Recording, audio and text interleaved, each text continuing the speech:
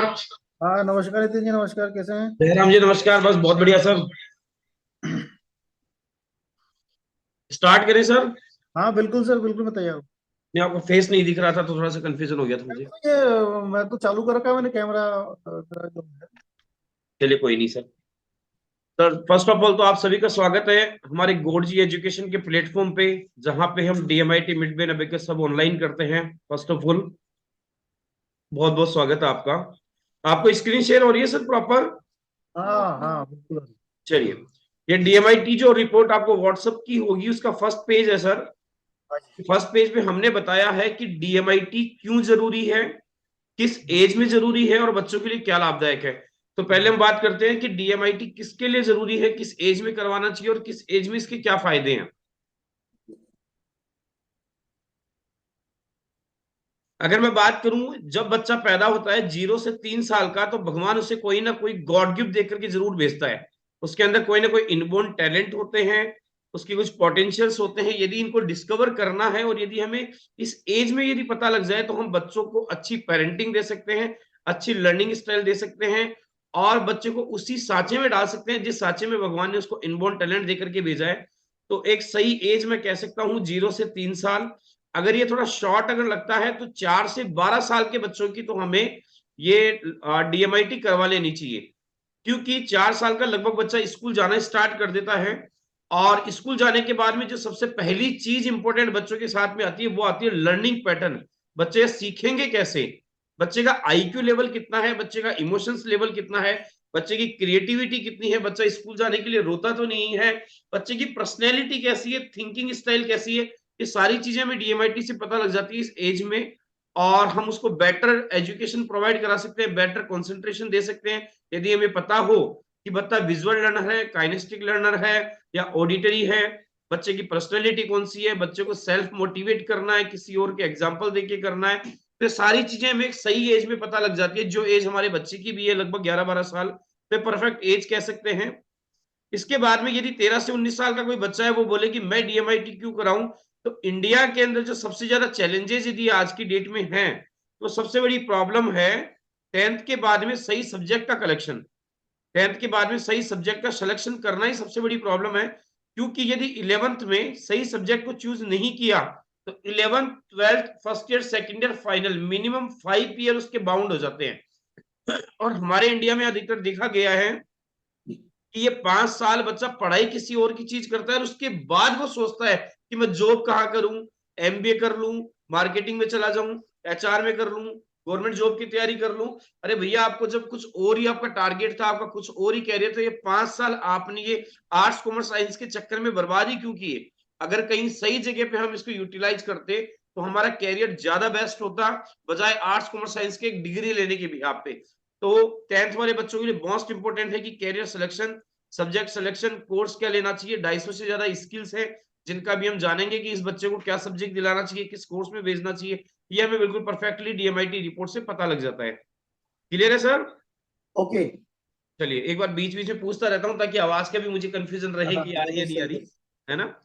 और इसके बाद में कैरियर कहाँ बनाना चाहिए। चलिए मान लीजिए किसी बच्चे ने 10th में भी नहीं कराया और 10th भी उसकी क्रॉस हो गई, कॉलेज कर लिया बच्चे ने, अब यार डीएमआईटी उसके लिए मैंडेटरी है, क्या करनी चाहिए?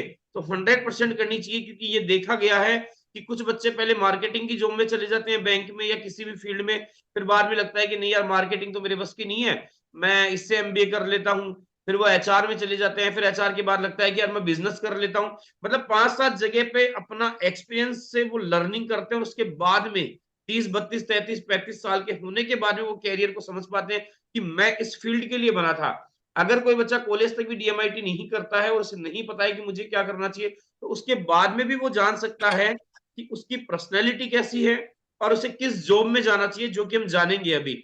इसके बाद में डीएमआईटी का एक मोस्ट इंपोर्टेंट जो पार्ट आज के टाइम पे जो लोग यूज कर रहे हैं वो है राइट पार्टनर का सिलेक्शन करने के लिए। ये देखा गया है कि आज की डेट में यदि राइट पार्टनर नहीं है, तो बहुत सारे मनमुटाव, लड़ाइयां घरों में ये चल रही है, क्योंकि पर्सनैलिटी बहुत डिपेंड करती है एक दूसरे के साथ अंडरस्टैंड करने के लिए। यदि दो व्यक्तियों को जीवन भर साथ रहना है, तो उनकी पर्सनैलिटी को समझना बहुत जरूरी है। कुछ लोग कहते हैं अरे यार वो तो बहुत जिद्दी पर्सन था, कुछ लोग कहते हैं अरे वो समझदार कम थी। ऐसा कुछ नहीं है। वो किस पर्सनैलिटी की है, उसे टैकल कैसे करना है, उसकी थॉट प्रोसेस क्या है, ये डीएमआईटी के थ्रू अगर हम जान ले तो हम अपने पार्टनर के साथ में रिलेशनशिप भी बहुत अच्छे तरीके से स्ट्रॉन्ग वे में निभा सकते हैं। तो इसलिए डीएमआईटी जरूरी है सर। क्लियर? ओके। सेकंड जो हमने पेज दिया है वो विहान कुमार का एक वेलकम लेटर दिया है, जिसमें विहान का नाम, आपका नाम, उसकी डेट ऑफ बर्थ, एड्रेस, ये सारी चीजें हमने उसमें मेंशन की हैं। जी थर्ड पेज एक वेलकम लेटर है गुरुजी की तरफ से विहान को, कि डीएमआईटी से उसको क्या फायदे होंगे, और उसकी जर्नी में हमारी तरफ से एक वेलकम विश लेटर है। जी फोर्थ पेज जो आप देख पा रहे हैं अभी, जी ये पूरी कंप्लीट डिटेल आपको बताता है कि डीएमआईटी है क्या और इसके पीछे साइंस क्या है। जैसे डर्मेटोग्राफिक इसका पूरा नाम है, और ये ग्रीक वर्ड है। डर्मा मतलब स्किन और ग्लाफ मतलब प्रिंट, मतलब एक फिंगर के हम 3 प्रिंट लेते हैं और उनका जो कोरिलेशन है वो ब्रेन से जुड़ा हुआ है। कितने पोटेंशियल है, कौन सा ब्रेन का पार्ट डेवलपमेंट में है, कौन सा वीक है, ये सारी चीजें हमें इसके डीएमआईटी के थ्रू पता लग जाता है। और 1985 के बाद में China, Japan, Korea, Taiwan, Singapore, Malaysia, यहां पे तो मैंडेटरी कर दिया है स्कूल्स में। और अभी आश्चर्य की बात नहीं है, हमारे इंडिया में हिमाचल प्रदेश और गुजरात में डीएमआईटी को स्कूल्स में मैंडेटरी कर दिया है। सेकेंडरी सीबीएसई के अगर जयपुर में भी स्कूल है, वहां भी 2023-4 वाले सेशन में डीएमआईटी काउंसलिंग मैंडेटरी कर दिया उन्होंने। तो डीएमआईटी इतना बड़ा पोटेंशियल है, इतना बड़ा, मतलब कि लोगों को इस पे बिल्कुल फेथ है। इसमें फेथ के पीछे रीजन है सर, फेथ के पीछे रीजन ये सम की रेफरेंसेस और रिसर्चेज बताते हैं कि डीएमआईटी कंप्लीटली साइंटिफिक है। मैं अभी जब आपके बच्चे की रिपोर्ट को लेकर के बात करूंगा तो आपको बताऊंगा, तो आपको वो यकीन क्यों हो, उसके पीछे कोई लॉजिक होना चाहिए। तो वो लॉजिक हम सब पढ़े लिखे, हम यूट्यूब कर सकते हैं। The hand as a mirror of scientific disease by थ्रॉटसन ने 1963 में नोबेल पुरस्कार मिला था इनको, और ये रिसर्च किया था इन्होंने। 1976 में मिल्टन ऑथर ने इसका रिसर्च किया था डर्मेटोग्राफी पे। फिर मलवाम ने 1978 में रिसर्च करके एक बुक लिखी, और डर्मेटोग्राफी फिर अमृत बग्गा हमारे जो इंडिया से ही है 1989 के अंदर उन्होंने बुक लिखी। इसके बाद में 1990 में रिसर्च हुआ, 1994 के अंदर रिसर्च हुआ। और मल्टीपल इंटेलिजेंस ये बहुत ही इंपॉर्टेंट पार्ट है, हावर गार्डन की नीति है जो 1996 के अंदर गवर्नमेंट ने सर्टिफाइड कर दिया था कि यदि किसी बच्चे का आईक्यू ना भी हो, मतलब वीक नहीं, मैं कह रहा हूं ना भी हो, तो भी बच्चे अपने कैरियर को आईक्यू से ज्यादा अच्छा बना सकते हैं बिहाफ ऑफ, क्योंकि एक बच्चे के 4 पॉइंट है, मतलब 4 स्तंभ है। आईक्यू अगर वीक है तो सीक्यू, ईक्यू या एक्यू, जिनके बारे में हम डिटेल से बात करेंगे, इनकी फुल फॉर्म क्या है। तो हावर गार्डन की नीति वहां पे बहुत फेमस है। बच्चों को इमोशनली ब्रेन है, आजकल छोटी छोटी बातों में बच्चे रूठ जाते हैं, सुसाइड जैसे अटेम्प्ट कर लेते हैं, पढ़ाई छोड़ देते हैं, या माता पिता ने कुछ कह दिया रुस्वा हो जाते हैं, घर छोड़ जाते हैं। इसके बारे में कंप्लीट डिटेल से बताया गया है डीएमआईटी में कि बच्चे ऐसे करते क्यों है। साइंस क्या है फिंगरप्रिंट का, इसके बारे में कंप्लीट यूएसए में एफबीआई डिपार्टमेंट में बाकायदा क्रिमिनोलॉजी एक बुक चलती है जो हमारे इंडिया में भी है। यदि हमारे पुलिस डिपार्टमेंट में कोई हो तो उनसे पूछिएगा कि एक क्रिमिनोलॉजी बुक है, वो क्रिमिनोलॉजी बुक जब कोई व्यक्ति ज्यादा क्राइम करता है, क्राइम प्रवृत्ति का उसका माइंड है, तो उसके फिंगरप्रिंट लेके क्रिमिनोलॉजी डिपार्टमेंट में भेजा जाता है। वहां पे उस बुक के बिहाफ पे ये देखा जाता है कि बंदा इतने क्राइम करता क्यों है, मतलब इसकी मानसिक स्थिति, थॉट प्रोसेस क्या है।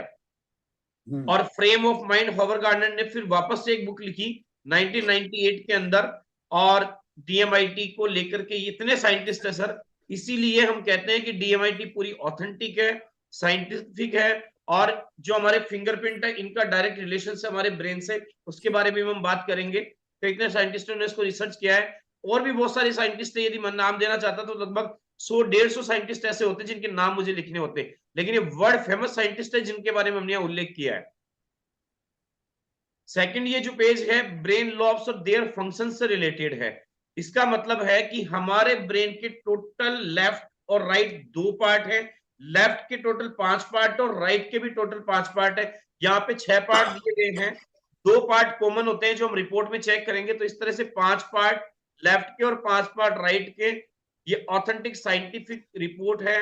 Left brain right brain 2 part में डिवाइड है, इनके 10 कंपाउंडेंट्स हैं, 5 लेफ्ट में 5 राइट में। और ये डॉक्टरी लैंग्वेज है, 1200 करोड़ से ज्यादा न्यूरॉन्स है उस टाइम पे ब्रेन में डिवाइड होते हैं जब फिंगरप्रिंट रेंजेस का निर्माण होता है। फिर भी मैं आपको एक छोटा सा साइंस वो बताऊंगा। जब बच्चा माता के गर्भ में होता है तो कुछ अवस्था उसकी यूं होती है सर। जब ये अवस्था होती है 3 से 4 सप्ताह का होता है, उस अवस्था को बोलते हैं सेरिब्रम कोटेक्स अवस्था। इस अवस्था में सबसे पहले हमारे ब्रेन का डेवलपमेंट होता है, बच्चे के फिंगर्स क्यों यूं जुड़े होते हैं, और उस टाइम पे 1200 करोड़ से ज्यादा न्यूरॉन्स डिवाइड होते हैं। अब जब ब्रेन के 10 पार्ट है, हमारे फिंगरप्रिंट के 10 पार्ट है, तो जितने ज्यादा न्यूरॉन्स जिस पार्ट में डिवाइड होंगे वो बच्चे की स्ट्रेंथ कहलाती है। जितने कम न्यूरॉन्स जिस पार्ट में डिवाइड होंगे वो उसकी वीक पार्ट होता है, और यदि एवरेज न्यूरॉन्स जिस पार्ट में है तो एवरेज पार्ट होता है। अब डीएमआईटी से हमें यह पता लग गया कि हमारे बच्चे का स्ट्रेंथ क्या है, वीकनेस क्या है और एवरेज क्या है, तो हम एक सही धारा में सही दिशा में बच्चे को लेके जा सकते हैं। ये इसके पीछे साइंस है सर। एक और बहुत इंपॉर्टेंट बात जो ये प्रूव करती है कि हमारे फिंगरप्रिंट का हमारे रेजेस के साथ में बहुत जबरदस्त कोरिलेशन है, वो ये कि डाउन सिंड्रोम बच्चे, डाउन सिंड्रोम का मतलब है सर कि जो बच्चे जन्मजात मंदबुद्धि हैं, बाई बर्थ डाउन सिंड्रोम है, उनके ये फिंगरप्रिंट जो आधार कार्ड हम लेते हैं ये रेजेस नहीं होते हैं। इसको हम यदि प्रमाणित करना चाहें, टेस्ट करना चाहें, तो मेरी जरूरत भी नहीं है। जयपुर में जवाहर नगर के अंदर जो मेंटल हॉस्पिटल है, हम यहाँ जाकर के और वहां पे यदि हम पता करेंगे कि मुझे बाई बर्थ डाउन सिंड्रोम बच्चों से मिलना है, आप चेक करेंगे तो उनके रेजेस नहीं होते हैं। मैंने 130 से ज्यादा बच्चे यहाँ पे जाकर के देखे हैं, एक एक बच्चे को लेंस से रिसर्च किया है, उनके ये रेजेस नहीं होते हैं। इसका मतलब जो जन्म से डाउन सिंड्रोम है उनके ये रेजेस नहीं है, इनका सीधा कोरिलेशन ब्रेन के साथ में है। इसलिए भी हम ये कह सकते हैं कि कंप्लीटली साइंटिफिक है। और इसमें क्लियर लिखा हुआ है Down syndrome patients are 100% mentally retarded and their fingerprints are not also undeveloped. उनके फिंगरप्रिंट्स भी डेवलप नहीं होते हैं। उस केस में हम एटीडी एंगल का प्रयोग करते हैं कि इसका ब्रेन कितना है या कोई पार्ट काम भी करता है, तो इस पार्ट से हम एटीडी एंगल जनरेट करते हैं। एटीडी एंगल सिर्फ उन लोगों के लिए होता है जिनमें ये पता लग सके कि डाउन सिंड्रोम बच्चे हैं। तो ये सारी बातें थी सर जिनसे हम ये कंफर्म कर सकते हैं कि डीएमआईटी कितनी इंपॉर्टेंट है, कितनी साइंटिफिक है और क्यों जरूरी है। यहां तक मेरी बात क्लियर है सर आपको? जी जी। अभी तक हमने रिपोर्ट पे कोई बात नहीं करी है, अभी तक हमने बात की है सिर्फ इस बात पे कि डीएमआईटी कितनी इंपॉर्टेंट है और क्यों जरूरी है और इसके फायदे क्या है, और मोस्ट इंपॉर्टेंट पार्ट इसके पीछे साइंस क्या है, क्या हमें ये बात माननी चाहिए या नहीं माननी चाहिए। ये जो पेज है सर आप देख रहे हैं, जी ये टोटल 10 कंपाउंडमेंट्स हैं, 5 लेफ्ट में है 5 राइट में है। जी। नीचे वाले जो 2 पार्ट है बच्चे के, वो बात करें तो इसके वीक पॉइंट है, और ये जो ब्लू पार्ट है ये इसके एवरेज है, और जो ग्रीन पार्ट है वो इसके स्ट्रेंथ है। अब इन पार्ट पे से अपन बात करने से पहले हम बच्चे को कंप्लीटली समझेंगे कि बच्चा क्या है, थॉट प्रोसेस क्या है, ये लास्ट में अपन इसको कवर करेंगे क्योंकि ये कैरियर के रिलेटेड है कि हमें कैरियर कहां बनाना चाहिए। सर आपने पेपर पेन ले लिया है? जी। चलिए मैं आपको मेन पार्ट पे लेके चलता हूँ सर, एक सेकंड होल्ड कीजिए, मैं कुछ स्लाइड निकाल लूं।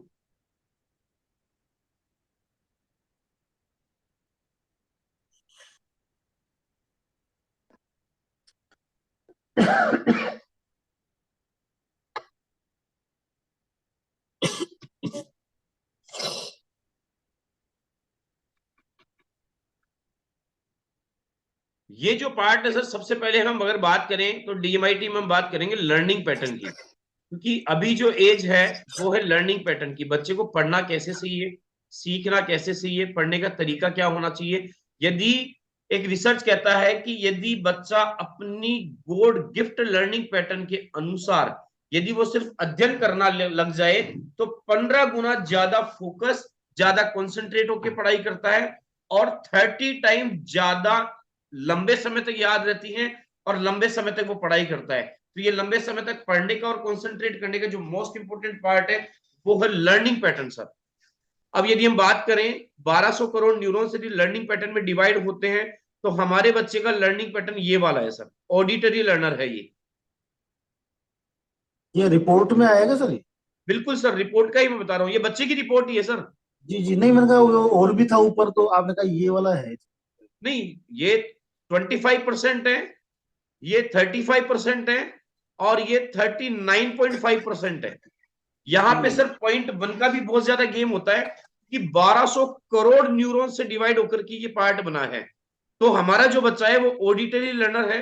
ऑडिटरी लर्नर का मतलब है एक तो ये बच्चा सर जल्दी बोलने लग गया होगा बचपन में।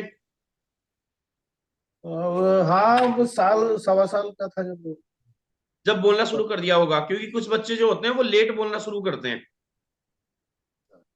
है ना। लेकिन इस हाँ बच्चे जी। ने जल्दी बोलना शुरू कर दिया होगा। उसके पीछे रीजन क्या है सर? बचपन में जब बच्चा 1 आध साल का होता है तो उसकी आंखें स्थिर नहीं होती। अगर ये विजुअल लर्नर होता या फिर काइनेस्टिक लर्नर होता तो और लेट बोलना शुरू करता। लेकिन ऑडिटरी लर्नर के केस में जब आप घर पे आते होंगे तब मम्मी बोलती हो कि देखो पापा आ गए, चाचा आ गए, ये आ गए, वो गए, तो बच्चे सुनते हैं और रिकॉल करते हैं और जल्दी बोलना शुरू कर देते हैं ऑडिटरी लर्नर। अभी मैं यदि सर आपसे जानना चाहूं एक बात, ये अपने बच्चे पढ़ाई कैसे करता है? शांत बैठ के पढ़ाई करता है, बोल के पढ़ाई करता है, या लिख के पढ़ाई करता है? शांत बैठ के करता है। सर इसकी ये हैबिट चेंज करवाओ, क्योंकि शांत बैठ के पढ़ाई करने वाला जो इसका मैटर है वो तो इसका थर्ड पार्ट हो गया, वो भी लास्ट वाला, जो तो इसका लर्निंग पैटर्न बिल्कुल है ही नहीं। अब क्या होगा? अगर गॉड गिफ्ट इसका जो पैटर्न भगवान ने ऑडिटरी लर्न दिया है, अगर ये ऑडिटरी बैठ करके पढ़ाई नहीं करेगा, मतलब इसको जो लर्निंग करनी है वो बोल बोल करके करनी है। हल्का ये बोले इतना कि इसके कानों तक वो उच्चारण सुनाई दे। अगर ये ऐसा नहीं करेगा तो अभी क्या हो रहा होगा सर कि ये बच्चा पढ़ाई करने बैठता होगा लेकिन इसके जो अदर सेंसेज हैं वो इसको डिस्टर्ब करते होंगे। ये डिस्टर्ब होता होगा, कंसंट्रेट नहीं कर पाता होगा, पढ़ाई में ध्यान नहीं लगा पाता होगा प्रॉपर। और 1 आध घंटे पढ़ने के बाद भी 1 घंटे में जितना पढ़ लेना चाहिए उतनी चीजों को भी ये नहीं पढ़ पाता होगा। क्या आप इस चीज को फील करते हैं? बिल्कुल 100%। 100% फील करते हैं सर। इसका रीजन सिर्फ यही है कि भगवान ने इसको ऑडिटरी लर्नर बनाया है। और यदि ऑडिटरी लर्नर यदि काइनेस्टिक मोड में जाकर के या फिर विजुअल लर्नर में जाकर के अगर पढ़ाई करेगा तो इसकी इंद्रियां इसको डिस्टर्ब करेगी, ये प्रॉपर फोकस नहीं कर पाएगा। अब आप एक काम कीजिएगा, आज से बच्चे को आपकी, और बच्चा यदि है तो उसको भी विशेष तौर पे ध्यान देना है कि उसे जब भी पढ़ना है बोल करके पढ़ना है। बोल करके पढ़ने में सिर्फ एक प्रॉब्लम आती है, बाकी कोई प्रॉब्लम नहीं आती, कि बच्चे कंटिन्यू लंबे समय तक नहीं बैठ सकते हैं। क्योंकि बच्चा जी। बोलेगा तो एनर्जी निकलेगी, एनर्जी का यूज होगा, और लगभग 40 45 50 मिनट के बाद में बच्चे को कहीं ना कहीं थकान होने लग जाएगी। Right sir? तो बस सही। बच्चे को यही करना है कि उसको 40 मिनट में या 45 मिनट में गैप दे देना है। उस गैप के बाद में बच्चा फिर से पढ़ाई करने लग जाए। बट ये फोकस कर लीजिए कि बच्चा बोल करके पढ़ाई करे हल्का सा। जैसे एक बार एक प्यासा कौवा है, वो बहुत प्यासा था, उसे प्यास लग रही थी, जंगल की तलाश में जाता है। इससे क्या होगा? बच्चा बोलेगा, उसको सुनेगा, और सुनी हुई चीजें बच्चे को ज्यादा याद होंगी। तो आपको विशेष ध्यान देना है सर अभी से, इसकी ओके। आदत डाल दीजिए। जी। आज की टेक्नोलॉजी में मैं यदि बात करूं तो हमारे टेक्नोलॉजी एजुकेशन से रिलेटेड सारी सबसे ज्यादा फायदेमंद ऑडिटरी लर्नर के लिए है सर। क्यों? ऑडियो विजुअल लर्नर के लिए फायदा क्या है? यूट्यूब के माध्यम से यदि बच्चा पढ़ रहा है वो सबसे ज्यादा फायदेमंद है। ग्रुप डिस्कशन यदि कर रहा है तो वो ज्यादा सबसे ज्यादा फायदेमंद है। तो ये सारी चीजें इसके लिए फायदे की हैं। यहाँ पे हमने ऑडिटरी लर्नर के पेज पे कुछ टिप्स दिए हैं। यदि मैं इनकी बात करूं तो auditory lust by listening. Auditory learner क्या होते हैं सर? जब तक बोलेंगे नहीं, जब तक सुनेंगे नहीं, तब तक इनको याद नहीं होगा। इसीलिए मैं कह रहा हूं कि इनको बोल बोल करके याद करना चाहिए। और क्लास में भी जो सबसे ज्यादा इफेक्टिव मेथड यदि किसी बच्चे के लिए बना है तो ऑडिटरी लर्नर के लिए बना है, क्योंकि वहां भी टीचर का मोस्टली जो वर्क होता है वो बोल करके बच्चों को पढ़ाने का होता है। दूसरा, बच्चे जो हैं वो ग्रुप डिस्कशन इन बच्चों के लिए बेस्ट है। ये अगर ग्रुप डिस्कशन करेंगे, यदि ये 5th में है ना, भी है हाँ जी। तो अभी ये जैसे 5th क्लास के बच्चों के साथ में यदि डिस्कशंस भी करेंगे तो ये भी इनके लिए फायदेमंद है। ऑडियो विजुअल जितने भी मेथड बने हैं, लाइक यूट्यूब पे पढ़ रहा है या फिर स्कूल की कोई एप्लीकेशन है, या कल को हम लोग जब ऑनलाइन पढ़ाई करेंगे तो ऑडियो विजुअल जितने भी माध्यम बने हैं ये अपने बच्चे के लिए सबसे ज्यादा बेनिफिशियल है। उससे सबसे ज्यादा फायदे की चीजें हैं।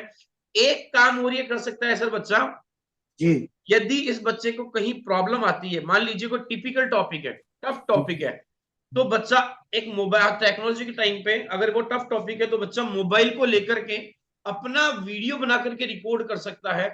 और जब बच्चा अपना वीडियो बना करके उसको रिकॉर्ड करेगा इसके बाद में मान लीजिए बच्चा खा रहा है, खेल रहा है, या कोई भी प्रोग्राम कर रहा है, पीछे से जैसे हनुमान चालीसा या गाने या म्यूजिक चलते हैं, इस तरह से अगर ये म्यूजिक के माध्यम से उस चैप्टर को चला देगा, तो भी इसको अदर वर्क करते हुए भी वो चैप्टर इसको लर्न होता जाएगा। क्योंकि ऑडिटरी लर्नर की मैंने आपको बताया सबसे जो इंपॉर्टेंट बात है वो यही है कि वर्ड कानों में सुनाई देने चाहिए। मतलब सेंसेज जो याद करने में सबसे ज्यादा यूजफुल है वो इनका सुनना वाला सेंसेज यूज है। तो बच्चों को ज्यादा से ज्यादा सुन करके चीजों को याद करना है। अपनी चीजों को ये रिकॉर्ड कर सकते हैं, रिकॉर्ड करके और ये इस तरह से इस पैटर्न को यूज कर सकते हैं। सर जो मैं टिप्स बता रहा हूँ कि ये रिकॉर्ड कर सकता है, तो शायद आप नोट भी कर लीजिएगा, इसीलिए कर मैंने रहा हूँ पेपर पेन के लिए कहा है। जी, कर रहा हूँ। और एक चीज इंपॉर्टेंट है सर, एक चैप्टर में जैसे 20 लाइन के आसपास होती है मान लीजिए, अब 20 में हाँ इंपॉर्टेंट लाइनें 2 या 3 है या 4 है, तो वो जी। चैप्टर पढ़ने के बाद में बच्चा यूं आंख बंद करके, यूं आंखों को बंद करके और यूं बैठ के 4 इंपॉर्टेंट लाइन को दोबारा से अगर दोहराएगा और सुनने का विजुअलाइजेशन करेगा, तो वो चीजें इसकी परमानेंट मेमोरी में राइट ब्रेन में जाएगी। क्योंकि राइट ब्रेन में क्या वो यादें बन जाएंगी। पढ़ाई जो होती है वो लेफ्ट ब्रेन के माध्यम से होती है, पर स्टोरेज जो पढ़ाई का है, जो डेटा जहां जाकर के सेव होता है वो हमारे राइट ब्रेन में जाकर के सेव होता है। राइट ब्रेन हमारे मिड ब्रेन एक्टिवेशन प्रोग्राम के माध्यम से बच्चों का और ज्यादा डेवलप हो जाएगा, उस पर भी अपन डिस्कस करेंगे। बट इसको पढ़ते हुए ये भी ध्यान रखना है कि जो फैक्ट्स हैं, जो इंपॉर्टेंट पार्ट हैं, जो इंपॉर्टेंट क्वेश्चंस हैं, उनको आईज क्लोज करके उस एक पेज को या चैप्टर को पढ़ने के बाद जब रिपीट करना हो तब उसको दोबारा नहीं पढ़े पूरे चैप्टर को, आईज क्लोज करके जो इंपॉर्टेंट पार्ट्स उसके दिमाग में आए उनको ये उच्चारित कर ले, या फिर उनको हाईलाइटर करके उनको उच्चारित कर ले दोबारा से। पूरे चैप्टर को मतलब समरी में कन्वर्ट कर दे, कम से कम कर दे कि ये मेरा इंपॉर्टेंट पार्ट है, और उसको ही आईज क्लोज करके रिपीट करेगा और उसको ये रिकॉर्ड भी कर सकता है, ताकि ये खेलते समय शाम के टाइम उस रिकॉर्डिंग को अगर चला भी देगा और किसी भी काम में बिजी होगा तो भी 100% अभी ये जो आंखों से जितना पढ़ के याद कर रहा है उतना तो इसे ऑटोमेटिकली खेलते हुए वो रिकॉर्ड सुनने के बाद में भी याद होने लग जाएंगे। तो ये इसके लिए सबसे बढ़िया फायदे की चीज है सर। तो मतलब ये जो इम्पोर्टेंट जो इसकी जो है, जो चैप्टर पढ़ रहा है, तो उसमें जो जो भी इम्पोर्टेंट चीजें हैं उनको ये हाँ, बार बार रिपीट करे। बार बार तो आंख बंद करके बोल करके विजुलाइज करे, कानों तक शब्द सुनाई देने चाहिए। ओके, जो भी इम्पोर्टेंट होता है ना बेटा, उसके अंदर जो भी चैप्टर पढ़ रहा जैसे हाईलाइट कर दिया इसने, एक मान लीजिए 7-8 पेजेस का चैप्टर है, जी उसमें यदि ये हाईलाइट कर देगा तो मुश्किल से एक पेज बचेगा, 5-6 पेज समरी जी होती है, जी वो जी। साइड में चली जाएगी। अब उस एक पेज को ये बोल करके और विजुलाइज करे, अपने कानों को सुनने की चीज, अपन जैसे बोलते हैं ना कि मैं आंख बंद करके और विजुलाइज करूं कुछ सुनने का, कि मुझे ऐसा सुनाई दे रहा है, तो मतलब ये बोले और थोड़ा मेडिटेट होकर के उन्हें सुने, तो वो सीधा जो चैप्टर की इंपॉर्टेंट पार्ट है वो बच्चे के राइट ब्रेन में जाएंगे और मेमोरी के रूप में डेवलप होंगी वो सारी चीजें। मतलब इन्हें परमानेंट याद रहने वाली है फिर वो चीजें, अगर इस तरह से ये करेगा तो। ग्रुप डिस्कशंस इसके लिए बेस्ट है। ऑडिटरी ऑडियो विजुअल जो भी टेक्निक्स अभी बनी है यूट्यूब के माध्यम से, या फिर किसी चैप्टर को किसी बाइजूस या हमारी एप्लीकेशन या किसी भी माध्यम से अगर ये देखेगा तो इसके लिए ज्यादा फायदेमंद है। तो ये सारी चीजें कर सकता है। और एक इंपॉर्टेंट चीज, अगर बच्चा थोड़ा एक्टिव है, बाकी हमारे चैप्टर में तो मैं लास्ट में आपको बताऊंगा कि इसका सबसे बड़ा फायदा कहाँ मिलेगा। हमारी जो मेमोरी क्लासेस होंगी, मैंने आपको बताया था जब हम मिले थे, उसमें जी। क्या होता है कि बच्चा बुक को कन्वर्ट करेगा पिक्चर में। हम्म, बताया था मैंने आपको कि बुक बच्चे खुद लिखेंगे अपनी। जी जी जी। अब कन्वर्ट करने के बाद में एक काम और कीजिएगा सर, घर पे एक ब्लैक बोर्ड ले आइएगा आप। Clear okay. है? जी अब ब्लैक बोर्ड जैसे मान लीजिए अभी 6 क्लास में चला जाएगा, अप्रैल में मार्च में एग्जाम दे देगा, तो 6 क्लास में क्या करेंगे हम, बच्चे को तब तक इतना परफेक्ट कर देंगे कि बच्चा अपने चैप्टर को जो वर्ड में लिखा हुआ है उसको ये कन्वर्ट कर लेगा पिक्चर में, और वो पिक्चर्स के माध्यम से एज ए टीचर रिप्रेजेंट करेगा ये बोल करके। तो इतना ज्यादा स्थायी हो जाएगा वो चैप्टर की ये कभी भूल ही नहीं पाएगा, क्योंकि पिक्चर बना करके इसका जो सेकंड जो लर्निंग पैटर्न है इसका, वो काइनेस्टिक है। तो जब ये वर्ड की पिक्चर बनाएगा थोड़ा सा समय जरूर लगेगा, लेकिन बार बार रिपीट करने की प्रॉब्लम खत्म हो जाएगी, उससे परमानेंट याद होगा। जब ये वर्ड देखेगा उसकी पिक्चर बनाएगा तो ये ऑडिटरी की बजाय काइनेस्टिक मोड से काम कर रहा होगा। काइनेस्टिक इसका सेकंड लर्निंग पैटर्न है। फिर उस पिक्चर को ये एज ए टीचर रिप्रेजेंट करेगा तो इसका जो मेन लर्निंग पैटर्न है उसमें ये रिप्रेजेंट करेगा और राइट ब्रेन में सीधी चीजें चली जाएंगी, कभी भूल ही नहीं पाएगा उस चैप्टर को जब हम सिखाएंगे इसको। तो बहुत अच्छा फायदा होगा, उसको याद करने की प्रॉब्लम बिल्कुल शॉर्ट आउट हो जाएगी। तो ये है सर बच्चे की लर्निंग पैटर्न, जिसपे हम यदि बात करें लर्निंग पैटर्न पे, यदि आपको कोई डाउट हो, कोई बात हो तो आप बताइए, नहीं फिर अपन उसके सेकंड क्वालिटी पे बात करते हैं। नहीं सर, मैं एक्चुअली यहाँ एक ही बात पूछना चाह रहा हूँ हाँ। कि जो अभी जो पैटर्न है, हम्म। क्या ये अभी कुछ दिनों में ही डेवलप हो जाएगा या इसको टाइम लगेगा? सर इसमें देखो क्या है कि जब मिड ब्रेन एक्टिवेशन वाला अपना कोर्स स्टार्ट होगा ना, जी जी उसमें पांचों सेंसेस इससे एक्टिवेट हो जाते हैं जी। और उस टाइम पे इफेक्टिव होता है। लेकिन अब आती है मेन बात कि अभी है बच्चे का बोर्ड, राइट सर। हाँ जी। तो मैं भी मतलब आपको प्रेशराइज नहीं करूंगा कि इसको अभी उसको सेम डे कल से अपना लेना चाहिए, बट ये है कि फिफ्थ के बाद में जब ये सिक्स की स्टडी करे तब इसको वो स्टार्ट कर देना चाहिए। उससे चार पांच फायदे ये होंगे। एक तो सबसे पहला फायदा, इसके पांचों सेंसेस एक्टिवेट हो चुके होंगे। मेमोरी पैटर्न जो हम इसको सिखाएंगे, मतलब अपनी बुक को वर्ड को पिक्चर में कन्वर्ट करके एज ए टीचर रिप्रेजेंट करना, तब ज्यादा इफेक्टिव होगा। अभी क्या होगा, अभी अगर ये रिसेंटली कल से स्टार्ट करेगा तो इसका इफेक्ट पड़ेगा इसके फिफ्थ की मार्कशीट पे, मतलब सॉरी परसेंटेज पे, नंबर्स पे।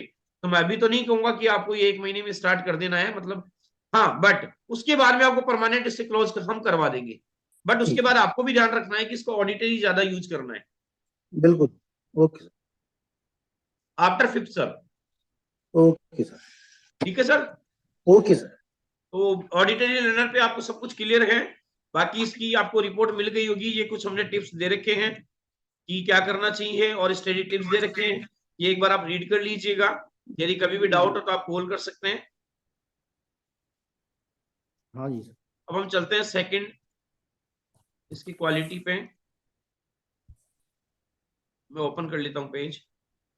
ओके।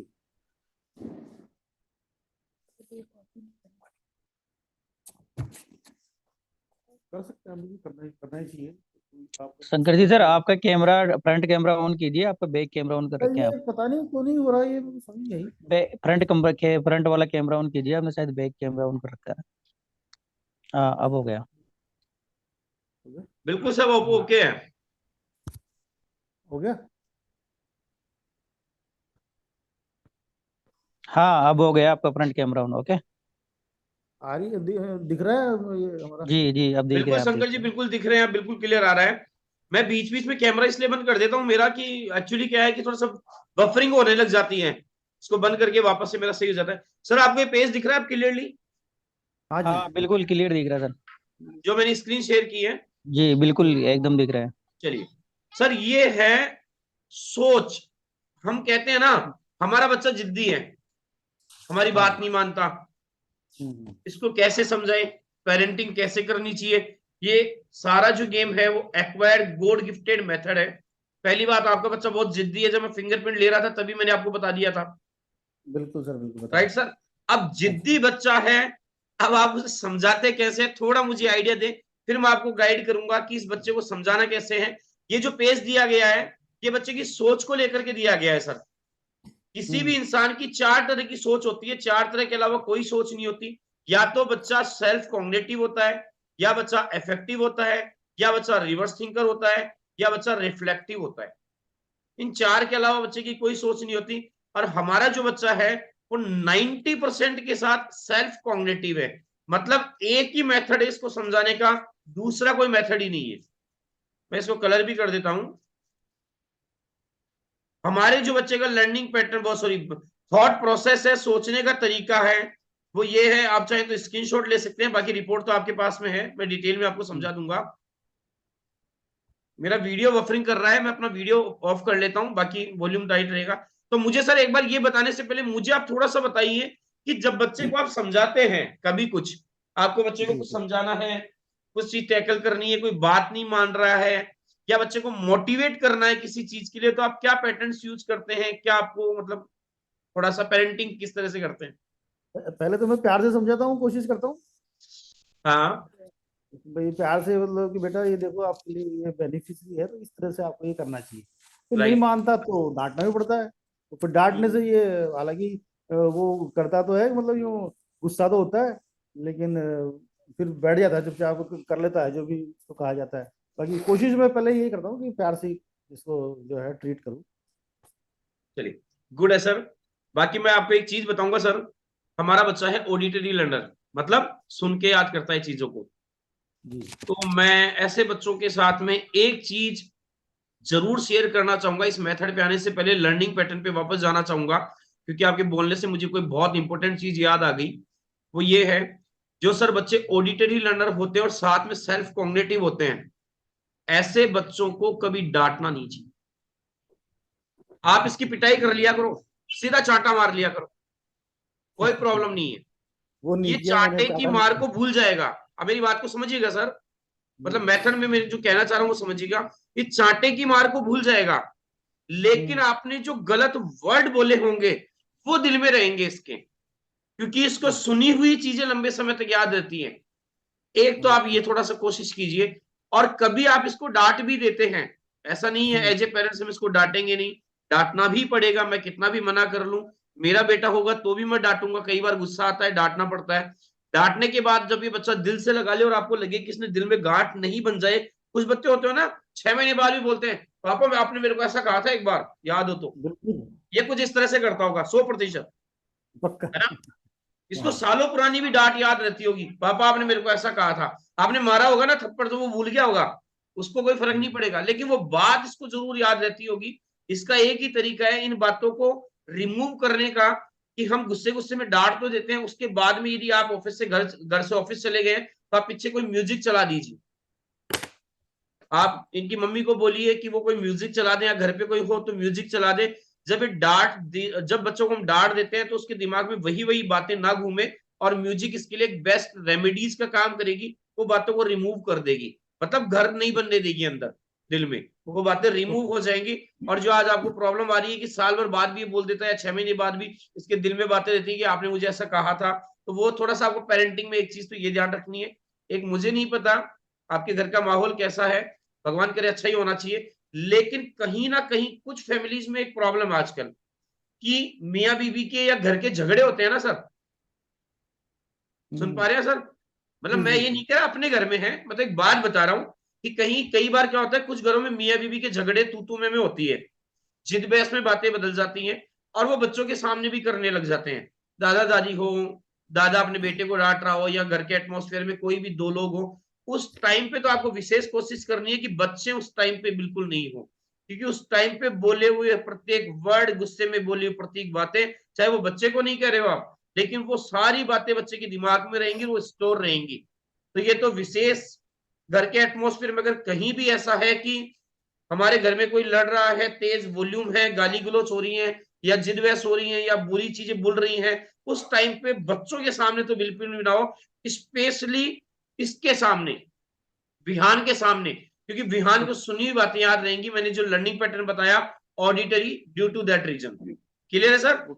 अब हम ओके। बात कर रहे थे इसके, इसको समझाने की, इसकी पेरेंटिंग की। सर दो तरह की चीजें होती हैं, जैसे अभी मैंने काउंसलिंग की नव्यांश की, रिद्यांश की, जहां पे उनको आपने फिंगरप्रिंट लिए थे, राइट। जी कई बार जी। क्या होता है, कुछ पेरेंट्स बच्चों का कंपैरिजन करते हैं किसी और से। जैसे अच्छा। खुशहाल जी के बच्चे का मैंने बोला कि उसको कंपैरिजन करेंगे तो ही विल बी मोटिवेट, लेकिन आपका बच्चा जो है सर वो सेल्फ कॉग्निटिव है, इसका कभी भी किसी के साथ में आप कंपैरिजन मत कीजिएगा, ठीक। कभी भी मत कीजिएगा आप कंपैरिजन। होता क्या है, हम कंपैरिजन कर देते हैं, उसको देख वो ऐसा कर सकता है, उसको देख ये कर सकता है। तो आप यदि इस बच्चे का कंपैरिजन करेंगे तो ये डिमोटिवेट होगा, और आपको सामने बोल करके जवाब देने लग जाएगा, मैं क्या करूं वो ऐसा करता है तो मुझे क्या मतलब उससे। आपको मेरी प्रॉब्लम तो दिखी नहीं, उसकी क्या रहे हो आप। आपको ऐसा कहीं ना कहीं आज भी फील होता होगा कि गलती से आप इसको किसी और का कंपैरिजन कर देते हो, कि he is a good boy, उसको देख ऐसा है, वो गुस्सा नहीं करता है, ये नहीं करता है, तो ये यूं बोलता होगा मुझे क्या मतलब है उससे, मुझे तो अपने आप से मतलब है, लाइक दैट। इसका कुछ इस तरह का नेचर होगा। एम आई राइट सर? मैं सही कह रहा हूं? ओके ओके, बिल्कुल सही। इसमें आपको यही करना है शंकर जी, कि आपको इसको जो समझाने का तरीका है वो हनुमान जी की शक्तियों की तरह है। हमारे शास्त्रों में कहा गया है कि जब हनुमान जी की अपनी शक्तियों को भूल गए थे तो उन्हें उन्हीं की शक्तियां याद दिलाई गई थी कि आप इतने पावरफुल हैं, आपको इतने भगवानों ने ये शक्तियां प्रदान की है, आप ये कर सकते हैं, आप ये पहाड़ भी उठा करके ला सकते हैं, आप ये भी ला सकते हैं। तब उन्हें अपनी शक्तियों को रिकॉल किया था और वो याद आया था। उसी पैटर्न को हमें इस बच्चे पे ध्यान पे फॉलो करना है। आपको इसको कोई भी बात बनानी है, इसी को, इसी की शक्तियां, इसी के बारे में इसकी बड़ाई करके आप बहुत अच्छे हो बियान। आप 4th क्लास में पढ़ाई करते थे, आप मेरी बात पहले मानते थे, आजकल आप नहीं मान रहे हो। क्या प्रॉब्लम है बेटा, आप क्यों नहीं मान रहे हो, आप गुड बॉय हो, लाइक दैट। मतलब इसी की बात, इसी की बड़ाई, इसी की अच्छाई, इसी को मोटिवेट करना, कंपैरिजन कभी नहीं करना, नेवर। इसके बारे में सर आपको बहुत चीजों का ख्याल रखना होगा, क्योंकि जिद्दी है, उसका रीजन मैं आपको बताऊंगा। और ये जिद्दी नहीं है, इसकी सारी पर्सनैलिटी अलग है। रिद्यांश और निव्यांश से बिल्कुल डिफरेंट पर्सनैलिटी है। इसलिए इस बात को विशेष तौर पे आप नोट कर लीजिए कि हमें बच्चे को सेल्फ मोटिवेट करना है, कंपैरिजन कभी नहीं करना है। Okay sir. नेवर कंपैरिजन, किसी से कंपैरिजन नहीं करना। आपको यूं समझिए कि यार ये विशेष है, मुझे इसी को समझाना है कि नहीं वियान, आप 4th में इतने अच्छे बच्चे थे, पहले ऐसा करते थे, आप अब भी कर सकते हो, या 5th में आपके अच्छे परसेंटेज बनी है। गुड बॉय के ये सिम्टम्स होते हैं, बैड बॉय के ये सिम्टम्स होते हैं, बट कंपेरिजन नहीं। वो देख गुड बॉय है, वो देख बैड बॉय है, वो तू बहुत जिद्दी करता है, वो देख भैया वाला बच्चा कितना शांत है। नहीं, वो ये उस चीज को समझ ही नहीं पाएगा और इसे बुरा लगेगा। इसे मतलब किसी के साथ कंपैरिजन करना गलत लगेगा। हमें इसको समझाना है, इसी को, बस किसी को इन्वॉल्व करके, किसी को मतलब इसको समझाने में नहीं। जब तक इसका ब्रेन खुद नहीं कह दे कि ये सही है, ये गलत है, कहने का मतलब कोई भी चीज इसको समझानी है तो हमें इसको समझाना पड़ेगा, गलत क्या है, सही क्या है। जब इसकी धारणा बन जाएगी ये गलत है, ये सही है, तभी इसको समझ में आएगा। किसी के कंपैरिजन से इसको समझ में नहीं आएगा, क्योंकि सेल्फ कॉग्निटिव थॉट का पर्सन है। ऐसे लोग लर्न बाय सेल्फ इंस्पिरेशन से सीखते हैं। और सेल्फ इंस्पिरेशन तभी आती है सर, जब सेल्फ समझ में आती है गलत क्या है, सही क्या है, प्रैक्टिकल क्या है, तभी इनको समझ में आती है। तो थॉट प्रोसेस ये है इस बच्चे का। तो हमें इसका थोड़ा विशेष ख्याल रखना है कि हमें इसको गलत सही का निर्णय ये खुद करे, सही गलत का निर्णय खुद करे, और हम इसको खुद के उदाहरण दें, खुद को सही गलत के बारे में बताएं, किसी और से इसका कंपैरिजन ना करें। क्लियर है सर? ओके सर, बिल्कुल। और इसमें अगर आपको कोई डाउट हो तो आप बताइए, बाकी मैं नीचे वाले में भी बता देता हूं।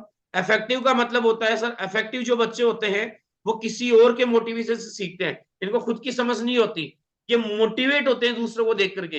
इनको बार बार पुश करना होता है, ये अपने लिए नहीं है, मैं बता रहा हूं वैसे। इफेक्टिव जी। बच्चों को बार बार पुश करना होता है कि उसको देख, उसको देख, वो कर सकता है तो तू क्यों नहीं कर सकता, वो कर सकता है तो तू क्यों नहीं कर सकता, लाइक दैट।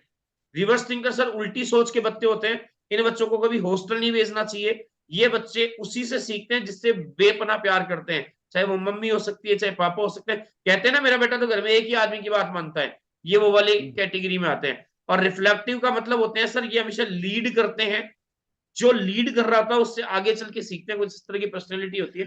पर हमें इन चीजों से मतलब नहीं, हमारा जो फोकस है वो है सेल्फ कॉग्निटिव से, कि हमारा जो बच्चा है वो कैसे सीखता है। तो हमारा बच्चा जो है वो क्लियर है, सेल्फ कॉग्निटिव है, अपनी सोच से सीखता है। किसी और के उदाहरण देंगे तो ये जिद्दी बनेगा, और इतना जिद्दी बनेगा कि कभी जीवन में आप उदाहरण देंगे तो इसको बुराई लगेगा, अच्छा कभी नहीं लगेगा। इसका मैं रीजन बताऊंगा, इसकी पर्सनैलिटी पे आऊंगा तब कि ये जिद्दी क्यों है और ऐसे बच्चे जिद्दी क्यों होते हैं। इसकी पर्सनैलिटी जिद की है, गॉड गिफ्टेड है, आप और मैं कुछ नहीं कर सकते, इसलिए जिद्दी होगा। ओके। क्लियर है सर? इस पे हम्म। लर्निंग पॉइंट जो इसकी थॉट प्रोसेस है वो क्लियर है। आगे लें सर अपन। जी बिल्कुल। चलिए मैं स्लाइड ओपन कर लेता हूं, नेक्स्ट वाली।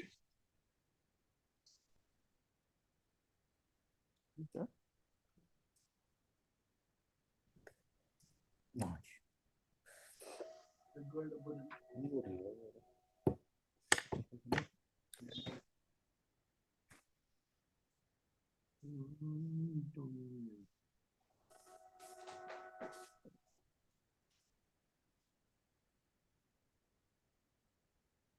सर ये पेज क्लियर दिख रहा है आपको? हाँ, थोड़ा सा और, थोड़ा सा वाइड। नाउ हाँ जी। क्लियर है? बिल्कुल बिल्कुल। सर मैंने बताया था स्टार्टिंग में हमारे दो ब्रेन होते हैं सर, एक होता है लेफ्ट ब्रेन, एक होता है राइट ब्रेन। लेफ्ट ब्रेन जो है सर वो लॉजिकल ब्रेन है, जो हमारे ब्रेन का मात्र 10% हिस्सा है। और अब लेफ्ट ब्रेन और राइट ब्रेन में जो डोमिनेंस है वो हमारे बच्चे की राइट ब्रेन की डोमिनेंस है, पहली चीज। और जितने भी हम कार्यक्रम करेंगे, हमारा mid brain education, blind folded हो, अबेकस हो, वैदिक मैथ हो, या कोई सा भी प्रोग्राम हो, इन सब में इसका जो ब्रेन डेवलप होगा वो भी राइट ब्रेन ही डेवलप होगा। ये बिल्कुल रियल फैक्ट है सर कि लेफ्ट ब्रेन डोमिनेटेड जो बच्चे होते हैं, पहले मैं आपको बताता हूं लेफ्ट ब्रेन डोमिनेटेड बच्चे क्या काम करते हैं और राइट ब्रेन डोमिनेटेड बच्चे क्या काम करते हैं। लेफ्ट ब्रेन डोमिनेटेड जो बच्चे होते हैं सर वो हमेशा SSC, bank, railway, IAS, RAS, medical, इन जॉब के लिए बने होते हैं जहां पे सिर्फ लॉजिक्स की जरूरत होती है। तो आप ये समझ लीजिए आपका बच्चा लेफ्ट ब्रेन डोमिनेटेड नहीं है, तो अभी तो हम देखेंगे इसकी पूरी रिपोर्ट, बट ज्यादा चांसेस हैं आपका बच्चा जो जाएगा वो स्पोर्ट्स, जहां तक मेरा टारगेट चांसेस है आपका बच्चा जो बना है गॉड गिफ्टेड, स्पोर्ट्स के लिए बना है, बिजनेस के लिए बना है, या फिर क्रिएटिविटी के लिए बना है, आर्किटेक्ट के लिए बना है, इंजीनियर के लिए बना है, मैनेजमेंट के लिए बना है। मतलब जिसमें क्रिएटिविटी लगानी पड़े, थॉट प्रोसेस 5 साल बाद का सोचना पड़े, विजुअलाइजेशन करना पड़े कि आज के 5 साल बाद क्या होगा, कैसे बिजनेस करूंगा, ये राइट ब्रेन डोमिनेटेड है। तो लेफ्ट और राइट ब्रेन का मतलब समझ गया बिल्कुल क्लियर सर? जी जी। लेफ्ट की सिंपल सी ये लाइन है कि लेफ्ट ब्रेन जो बच्चे होते हैं वो लॉजिक्स के लिए बने होते हैं, एसएससी, बैंक, रेलवे। जैसे भाषा है, मैंने बोला भैया कैसे हैं आप, तो इसमें क्लियर लॉजिक है, भैया कैसे हैं आप, मैं क्वेश्चन कर रहा हूं। लेकिन मैं आपको बोलूं सर एक रूम को आप क्रिएटिव कोई कलर दीजिए, कोई डिजाइन दीजिए, तो आपको राइट ब्रेन का प्रयोग करना पड़ेगा, आपको विजुअलाइज करना पड़ेगा कि यहाँ मैं ग्रीन करवा दूं तो कैसा होगा, यहाँ पे ये करवा दूं तो कैसा होगा। फिर राइट ब्रेन डोमिनेटेड है, तो राइट ब्रेन डोमिनेटेड पर्सन क्या होते हैं सर, बिजनेसमैन बनते हैं। क्योंकि एक बिजनेसमैन क्या होता है 5 साल बाद की भी सोचता है कि मेरे को कैसा बिजनेस करना है, क्या लेके जाऊंगा, पहले साल मेरे बिजनेस का डेवलपमेंट इतना होगा, सेकंड ईयर इतना, थर्ड ईयर इतना। स्पोर्ट्स पर्सन बहुत अच्छे होते हैं, क्योंकि आपने वो देखा होगा बाल मिल्खा भाग, एक मूवी देखी थी सर आपने, जी जी। बाल मिल्खा भाग में जब वो वहां से दौड़ता है 400 मीटर के लिए, तो आपने देखा होगा ट्रैक से वो पहले ही दौड़ के आ चुका होता है ब्रेन से। मतलब वो विजुलाइज कर चुका होता है कि मैं इस स्पीड से रन करूंगा, और वो एक बार उस दौड़ शुरू होने से पहले ही विजुलाइज कर चुका होता है चीजों को। एक स्पोर्ट्समैन जब ये निशाने लगा रहा होता है तो पहले ही विजुलाइज कर चुका होता है कि मेरा निशाना सटीक किया जाएगा, पर लॉजिक काम नहीं करता, उसकी क्रिएटिविटी काम करती है कि मेरे को इस तरह से करना होगा। फिर राइट ब्रेन डोमिनेटेड पर्सन है। बाकी अभी अपन देखते हैं कैरियर कहाँ बेस्ट हो सकता है, पर ब्रेन डोमिनेंस राइट ब्रेन है, तो इसके अकॉर्डिंग ये बिजनेस के लिए, स्पोर्ट्स के लिए, या फिर क्रिएटिव चीजों के लिए, आर्किटेक्ट के लिए, जहां पे क्रिएटिविटी का ज्यादा यूज हो, जहां 2 साल 5 साल बाद की विजुअलाइजेशन ज्यादा हो, लॉजिक्स का प्रयोग कम हो, वहां पे ये ज्यादा बिजनेस करेगा।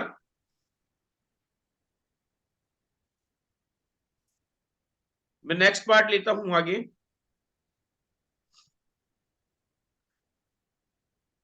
सर लेफ्ट ब्रेन का क्लियर मतलब समझ में आ गया आपको? जी जी जी।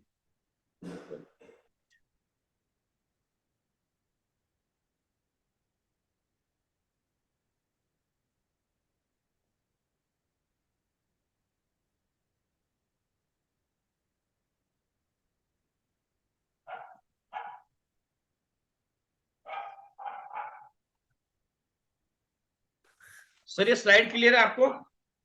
हाँ जी। ओके सर, इस स्लाइड में एक बच्चे के जो नींव से निर्माण तक की प्रक्रिया होती है उसमें 4 इंपॉर्टेंट पिलर होते हैं। किसी भी बच्चे की हम बात करें तो उसके पूरे जीवन के फ्यूचर के जो 4 इंपॉर्टेंट पिलर हैं वो होते हैं, अभी चार्जर लगा तो लैपटॉप में चार्ज। पहला आईक्यू, मतलब इंटेलिजेंसी क्वेश्चन कितना है। दूसरा ईक्यू, इमोशंस क्वेश्चन कितने हैं।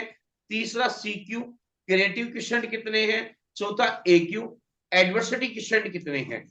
तो अगर मैं इनका एक वर्बली आपको बताऊं तो इंटेलिजेंस से मतलब हम जानते हैं आईक्यू, मतलब आईक्यू लेवल कैसा है, इंटेलिजेंसी कैसी है। तो हमारे बच्चे की हम ये कहते हैं कि ये 20 से नीचे नहीं होनी चाहिए।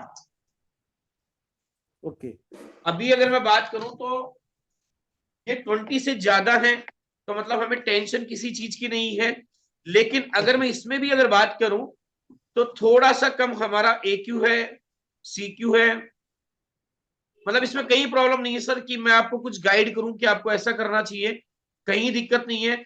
अगर एक पार्ट पे वो भी होनी नहीं चाहिए, क्योंकि ये बच्चा डोमिनेट है, बाज की पर्सनैलिटी का है और बाज में दया नहीं होती। मुझे आप थोड़ा सा नॉलेज दे दें, इमोशंस कितने हैं बच्चे में? बहुत बहुत ज्यादा इमोशनल है। इमोशंस बहुत ज्यादा है। छोटी छोटी बातों पे मतलब दिल पे ले लेता है उसकी। तो फिर आपको सर दो काम करने हैं। जी। पहला, डेली 2 से 5 मिनट इसको ओम भूर्भुवस्सुः तत्सवितुर्वरेण्यम गायत्री मंत्र का डेली 5 मिनट का जाप करवाओ। ओके। इससे क्या होगा सर, इसके इमोशंस कम होंगे। क्योंकि अगर आप कह रहे हैं इसमें इमोशन ज्यादा है, दिख भी रहा है आपको, हाईएस्ट जो चारों पिलर में इसकी जो सबसे बड़ी स्ट्रेंथ है वो इमोशन से होना चाहिए, या तो IQ या फिर AQ। लेकिन दोनों कम होकर के उन पे हावी है इमोशंस। मतलब हम कहते हैं ना, दिल और दिमाग की किसकी सुने, तो बंदे में दिमाग की कमी नहीं है, लेकिन हम्म। इमोशन ज्यादा हावी होने के कारण बंदा क्या करेगा फ्यूचर में, दिमाग से मतलब डिसीजन लेने के बजाय दिल से डिसीजन लेगा, जो कि गलत होंगे। एक प्रैक्टिकल अनुभव ये कहता है कि दिमाग से लिए गए डिसीजन हमेशा इमोशंस में होते हैं, भावनाओं में होते हैं, और एक फ्लो में आकर के लिए जाते हैं, वहां पे ब्रेन का यूज कम होता है। तो इसको प्रैक्टिकल बनाना होगा आपको। दो ही चीजें करनी है इसके लिए, ज्यादा कुछ नहीं है।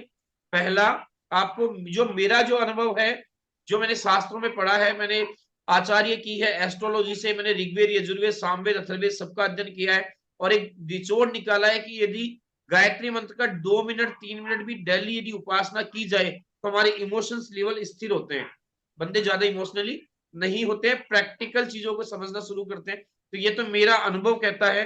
बाकी दूसरा, अगर मैं बात करूं प्रैक्टिकली इमोशंस को कम करने का, तो आपको या बच्चे के दादा दादी को, चाचा चाची को, मम्मी को या बड़े भाइयों को इसको प्रैक्टिकली इसको सिखाना होगा। इसको ऐसे डिसीजंस के बारे में, हिस्ट्री में किए गए ऐसे डिसीजंस के बारे में बताना होगा कि इस बंदे ने ये डिसीजन दिल से लिया था और ये गलत था। आप समझ पा रहे हैं मैं क्या कहना चाह रहा हूं? आपकी लाइफ एक्सपीरियंस को शेयर करना होगा कि मैंने मेरी लाइफ में एक बार दिल की सुनी और ये डिसीजन लिया और मेरा डिसीजन गलत था। मतलब इसको प्रैक्टिकल बनाना होगा। अगर हमारे रोड पे मांगने वाले कोई आ रहे हैं और बच्चा बहुत ज्यादा इमोशनली होने करके उन्हें कुछ दे देता है, तो इसे प्रैक्टिकल बनाना होगा कि सबके अपने कर्म है, आप अपने अच्छे कर्म करो, अपने आप को डेवलप करो, वरना आप भी इसी कैटेगरी में आओगे। लाइक दैट, इन पे रहम करो, लेकिन इतनी नहीं कि आप अपने आप को बर्बाद कर दो। हर आदमी अपनी मेहनत से पाता है। मतलब इस तरह के लाइफ एग्जाम्पल यदि इसी एज में हम इनको क्रिएट करते रहेंगे ना, तो ये कभी भी उस चीज से समझ जाएंगे कि मेरे को कितना इमोशनली होना है। और कभी बिजनेस भी करेंगे तो इमोशंस के अंदर, या फिर कभी और काम करेंगे तो इमोशंस में अपने बिजनेस को नुकसान नहीं देंगे। ये समझ जाएंगे कि मुझे इमोशनली होना है तो कितना होना है। इमोशनली जी। हो, रिश्तों में हो, मम्मी पापा के साथ हुआ, पत्नी के साथ हुआ, भाइयों के साथ हुआ, लेकिन अदर समाज के साथ हमें ज्यादा इमोशनली नहीं होना। और बच्चा कहने से नहीं मानेगा। आपको जब बच्चों से बात करेंगे, जब बातें देंगे, जब टाइम स्पेंड करेंगे, तो आपको लाइफ के वो एग्जाम्पल्स इसको बताने होंगे कि एक बार मेरे दोस्त का या कोई मूवी में कोई एग्जाम्पल आया, आप टीवी देख रहे हैं कभी कोई एग्जाम्पल आया, तो आपको दिमाग में रखना होगा कि इमोशन से रिलेटेड अगर डिसीजन गलत है तो हम हैंड टू हैंड बच्चे को लर्निंग दे दें कि बेटा देख यहाँ पे ये डिसीजन इन्होंने लिया और इमोशन की वजह से लिया। तो बस दो ही तरीके हैं सर इमोशन कम करने के। मतलब बच्चों को प्रैक्टिकल बनाना है, हमें ओके। हमारे एक्सपीरियंस से, हमारे हमारे थॉट्स से, हमारे विचारों से। इसमें सर नितिन जी, मैं एक बात पूछना चाह रहा हूँ, पूछ सकता हूँ? बिल्कुल बिल्कुल सर। मैं कह रहा हूँ जैसे भी अब इसका इमोशन जो ज्यादा है, इसमें दिखा रहा है अपने ग्राफ में जैसा, तो जैसे हम दो चीजें करेंगे तो क्या हाँ, ये कम हो जाएगा? 100%। अच्छा। फिर क्या होगा सर, अभी फर्क केवल इतना है, मैंने कहा 20 से नीचे नहीं होना चाहिए। अभी फर्क कितना है, यदि हम बच्चे को ट्रेंड नहीं करेंगे ना, तो बच्चे के डिसीजन पे, IQ पे हावी होंगे इमोशन। हम क्या चाहते हैं, इमोशन हावी ना हो दिमाग पे। मतलब इमोशन भी यूज कर रहा है तो ब्रेन से करे, हालांकि जड़ से खत्म नहीं हो सकता, लेकिन हम उसको इतना प्रैक्टिकल बना सकते हैं एग्जाम्पल्स के माध्यम से। दो चीज होती है सर जीवन में, एक होता है इनबोर्न टैलेंट और एक होता है लर्निंग टैलेंट जो अर्जित करते हैं। अब इनबोर्न टैलेंट में यदि किसी चीज की वीकनेस हमें पता लग गई तो उसे हमें अर्जित कर सकते हैं, उसे हम डेवलप कर सकते हैं, उसे बढ़ाया जा सकता है, उस वीकनेस पॉइंट पे काम किया जा सकता है। और इस एज में यदि काम करेंगे तो बहुत परफेक्टली 10th-12th आते आते हम उस चीज को परफेक्टली बिल्कुल कम कर देंगे और आईक्यू को डेवलप कर लेंगे, राइट ब्रेन को और ज्यादा डेवलप कर लेंगे, तो इमोशंस कम हो जाएंगे। जी टीएमआईटी का यही तो फायदा हुआ कि मुझे मेरी वीकनेस पता लग गई कि मैं ये गलती करता हूं। अब मेरे से रिलेटेड जो मैं स्टडी पर्सनैलिटी हूं, अगर ये स्टडी होता तो मैं मेरे एग्जांपल दे देता, बट मेरा एग्जांपल यहाँ काम नहीं करेगा। बट ये है कि इमोशंस कम हो जाएंगे 100%। आपको ये देखना है कि कभी इसके साथ टीवी देख रहे हो, कभी कुछ और कर रहे हो, कोई एग्जाम्पल याद आया, इमोशनली होते रहते हैं इंसिडेंट, घटते रहते हैं, महीने में एक आध कभी पता लगे तो आप बच्चों को वो एक कहानी के रूप में रिप्रेजेंट करें कि देख यहाँ पे अगर ये डिसीजन इस तरह से लेता तो ये लाइफ की गलती होती है उसकी, अपने आईक्यू को ज्यादा यूज किया इसने तो इसने सही डिसीजन लेता, लाइक दैट। गलत आ रहा है तो उसको सही है ये होता, और सही आ रहा है तो देखो इमोशनली इसने डिसीजन नहीं लिया, अपने ब्रेन का यूज किया तो ये डिसीजन सही था। बस यही बात। ये 20% से नीचे भी नहीं जाना चाहिए EQ में? नीचे होता तो मैं आप पे बहुत सारी बात करता फिर तो। अच्छा, अगर जैसे ये AQ है, ये 20 से नीचे होता तो फिर मैं AQ को डेवलप करने के लिए आपको बहुत सारी रेमेडीज देता।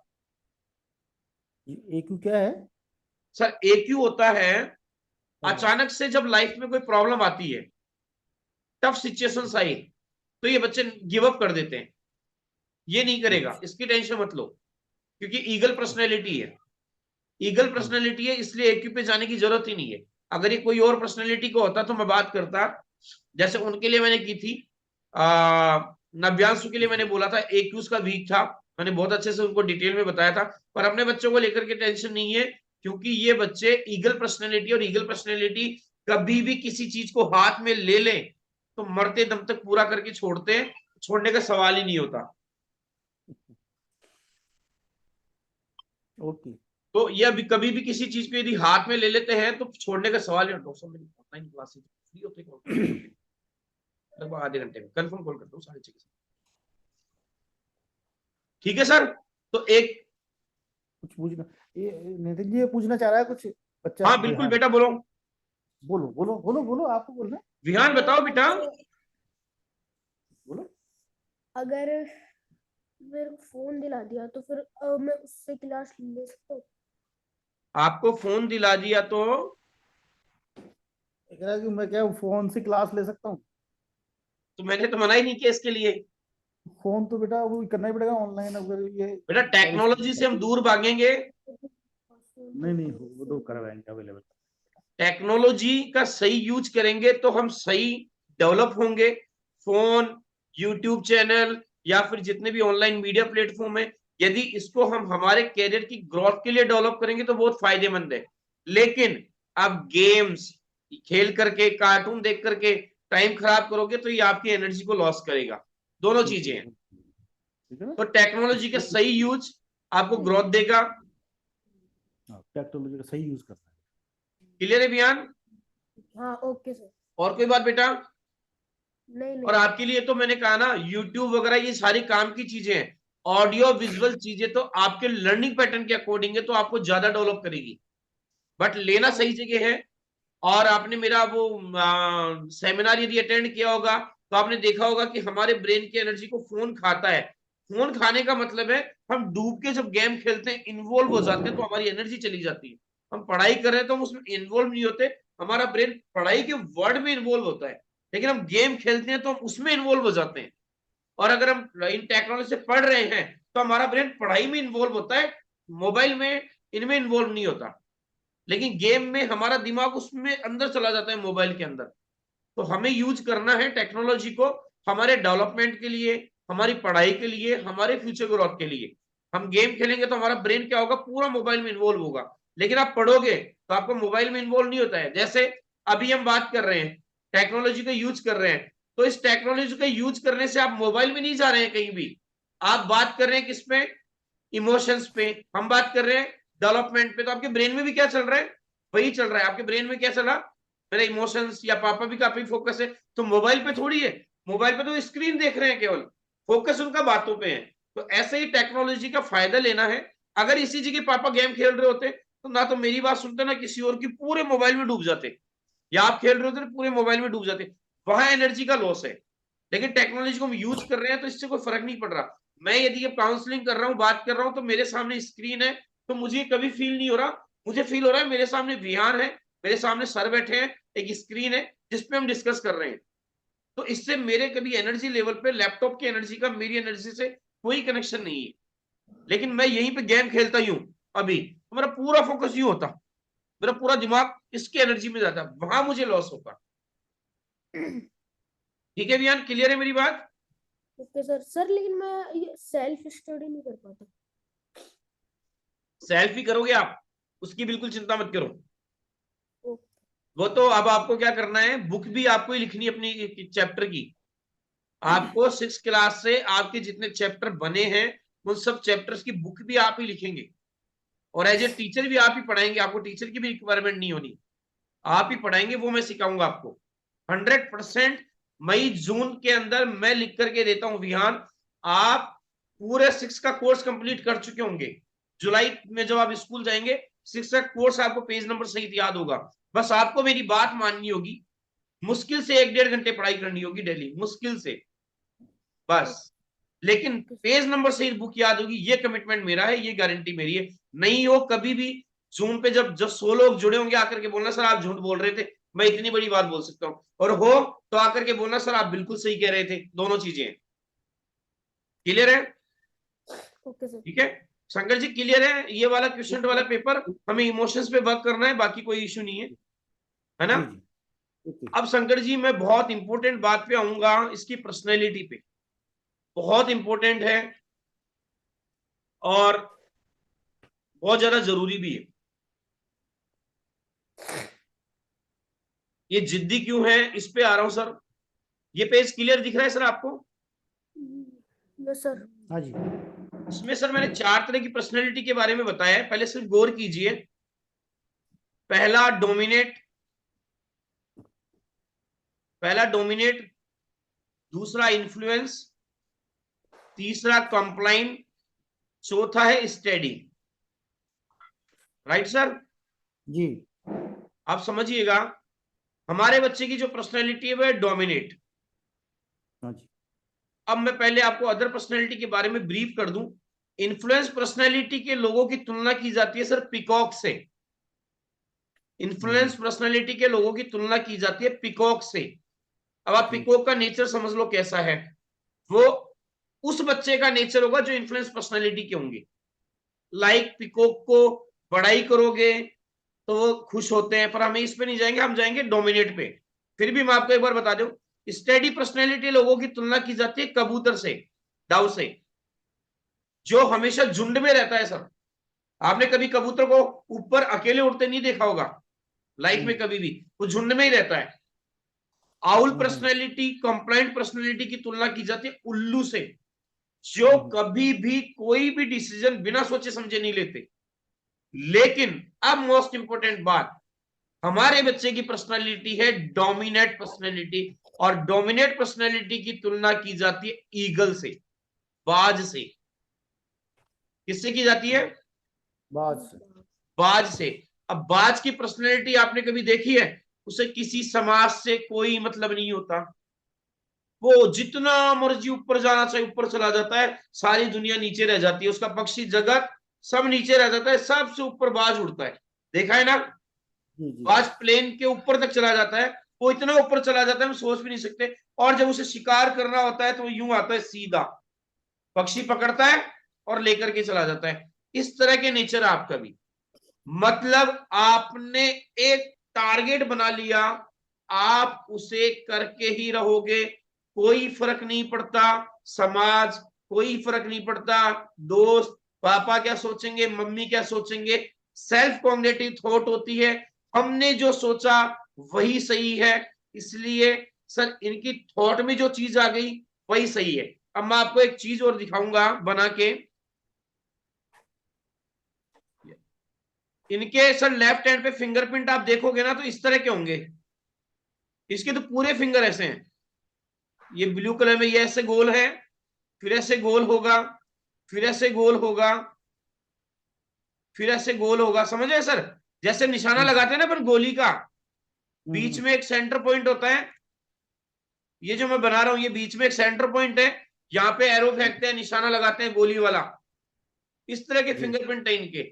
मतलब इन्होंने अगर इस चीज को टारगेट कर लिया, इस पॉइंट को, फिर आसपास की कोई भी चीज इनको रिफ्लेक्ट नहीं करती है। ये बच्चे बहुत जिद्दी होते हैं, झगड़ालू भी होते हैं।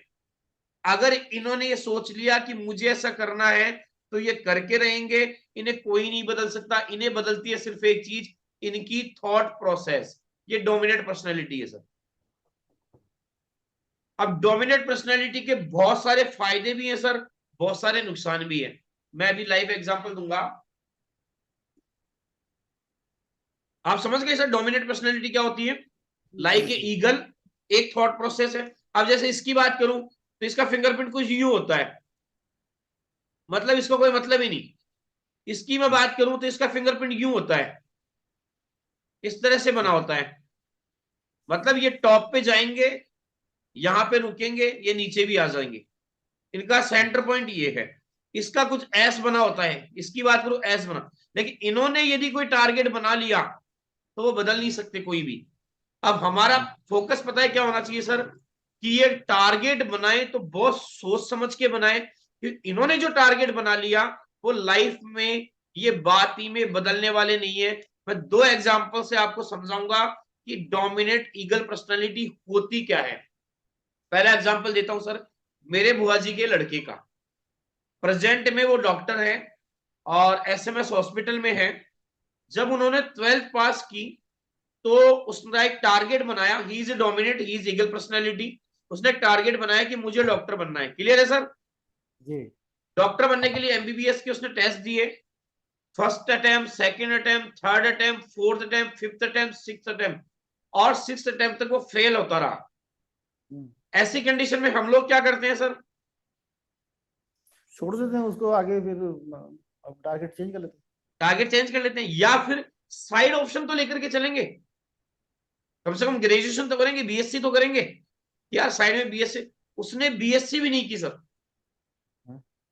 उसका एक ही टारगेट था, बनूंगा तो डॉक्टर, उसके बाद से जूते पांचने पड़ जाए, बर्तन धो लूंगा, बनूंगा तो डॉक्टर।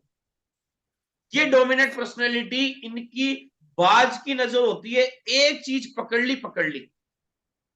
7वें अटेम्प्ट में उसका नंबर आया सर।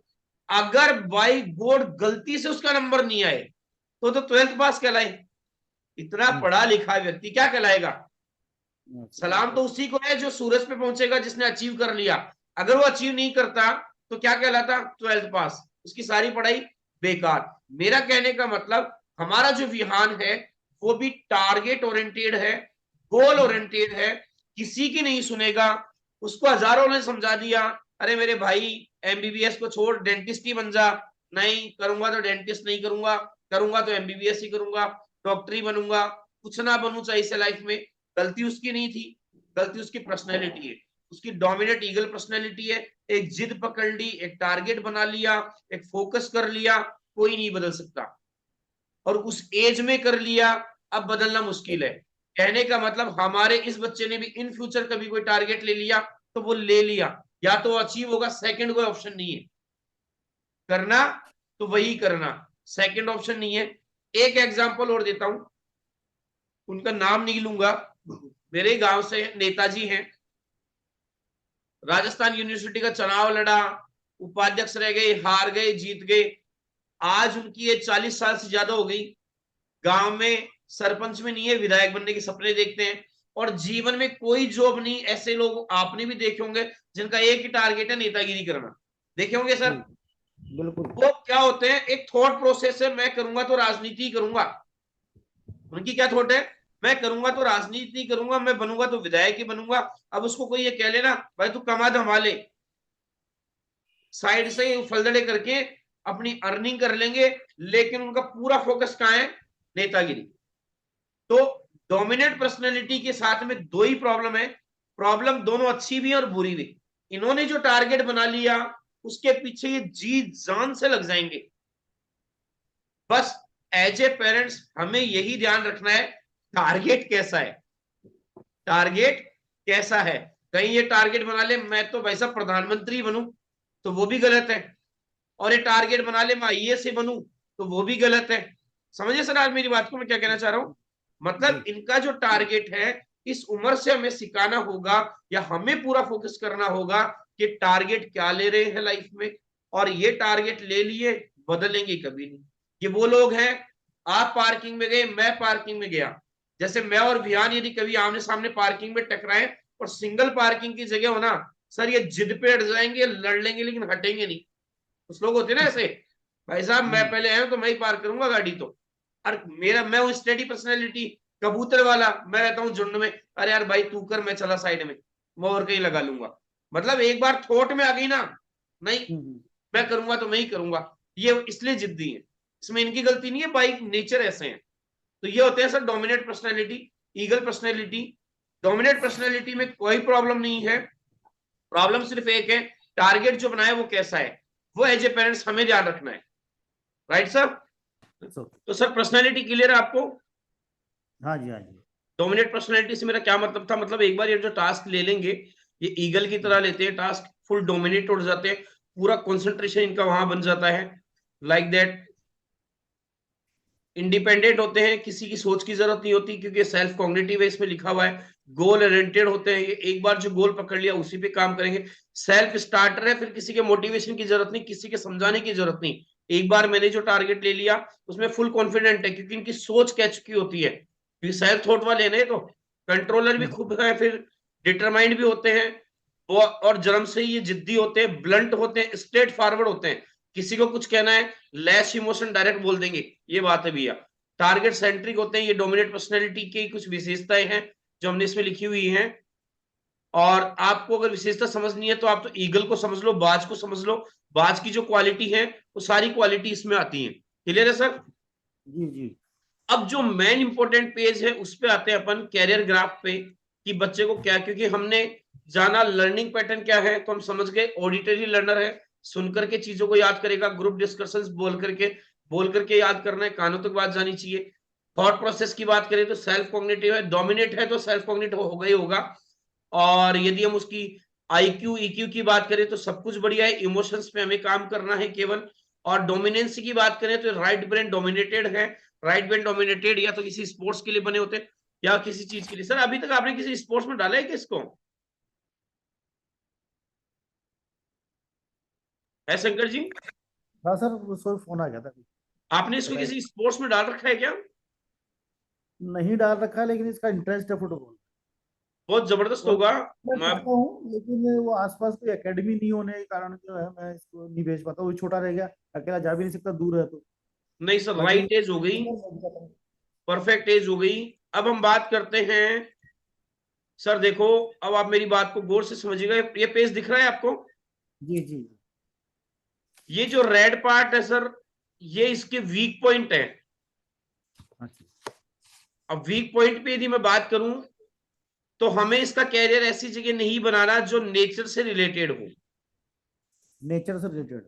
पहली चीज।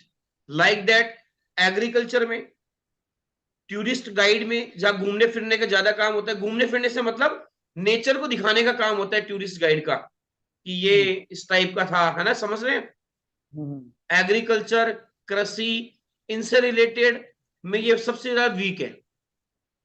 मतलब ये बच्चा ऐसा भी होगा कि आप कहीं घूमने जाएंगे या ये बड़ा हो जाएगा, ये मान लो चित्तौड़ गया किसी काम के लिए गया तो काम करके आ जाएगा, वहां की चीजें नहीं देख करके आएगा क्योंकि इसको नेचर से ज्यादा लगाव नहीं है। फार्मिंग, पेड़ पौधे, घर में गमले वगैरह या डॉग्स वगैरह पालना, इन चीजों से इसको कम लगाव है, नेचर से इसको कम लगाव है।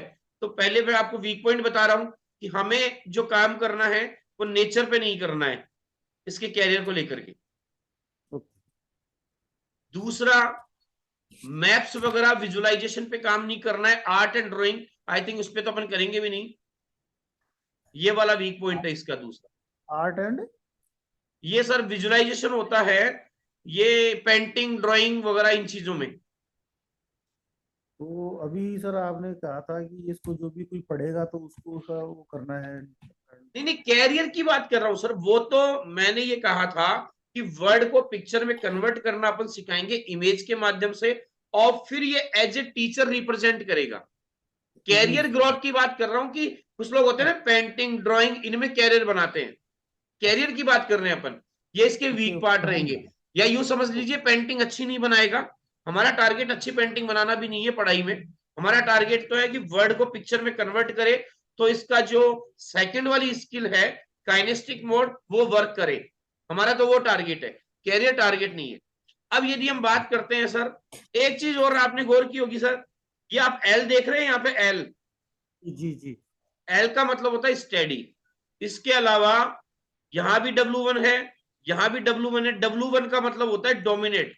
यहाँ सबके अलग अलग होते हैं, ऐसा नहीं। अब ये तो डोमिनेट पर्सनालिटी का है, तो पार्ट में अलग अलग हो सकता है, जैसे लैंग्वेज के पार्ट में स्टडी भी हो सकता है, इन्फ्लुएंस भी हो सकता है, लेकिन ये यहां भी डोमिनेट है, यहां भी डोमिनेट है, यहां भी डोमिनेट है, यहां भी डोमिनेट है। ये मैं बात करूं तो ये एवरेज से ज्यादा है, मैं एवरेज भी नहीं कहूंगा इसको, एवरेज से ज्यादा है ये। अब मैं एक एक पार्ट पे आता हूं। स्टार्टिंग वाला जो पहला पार्ट है,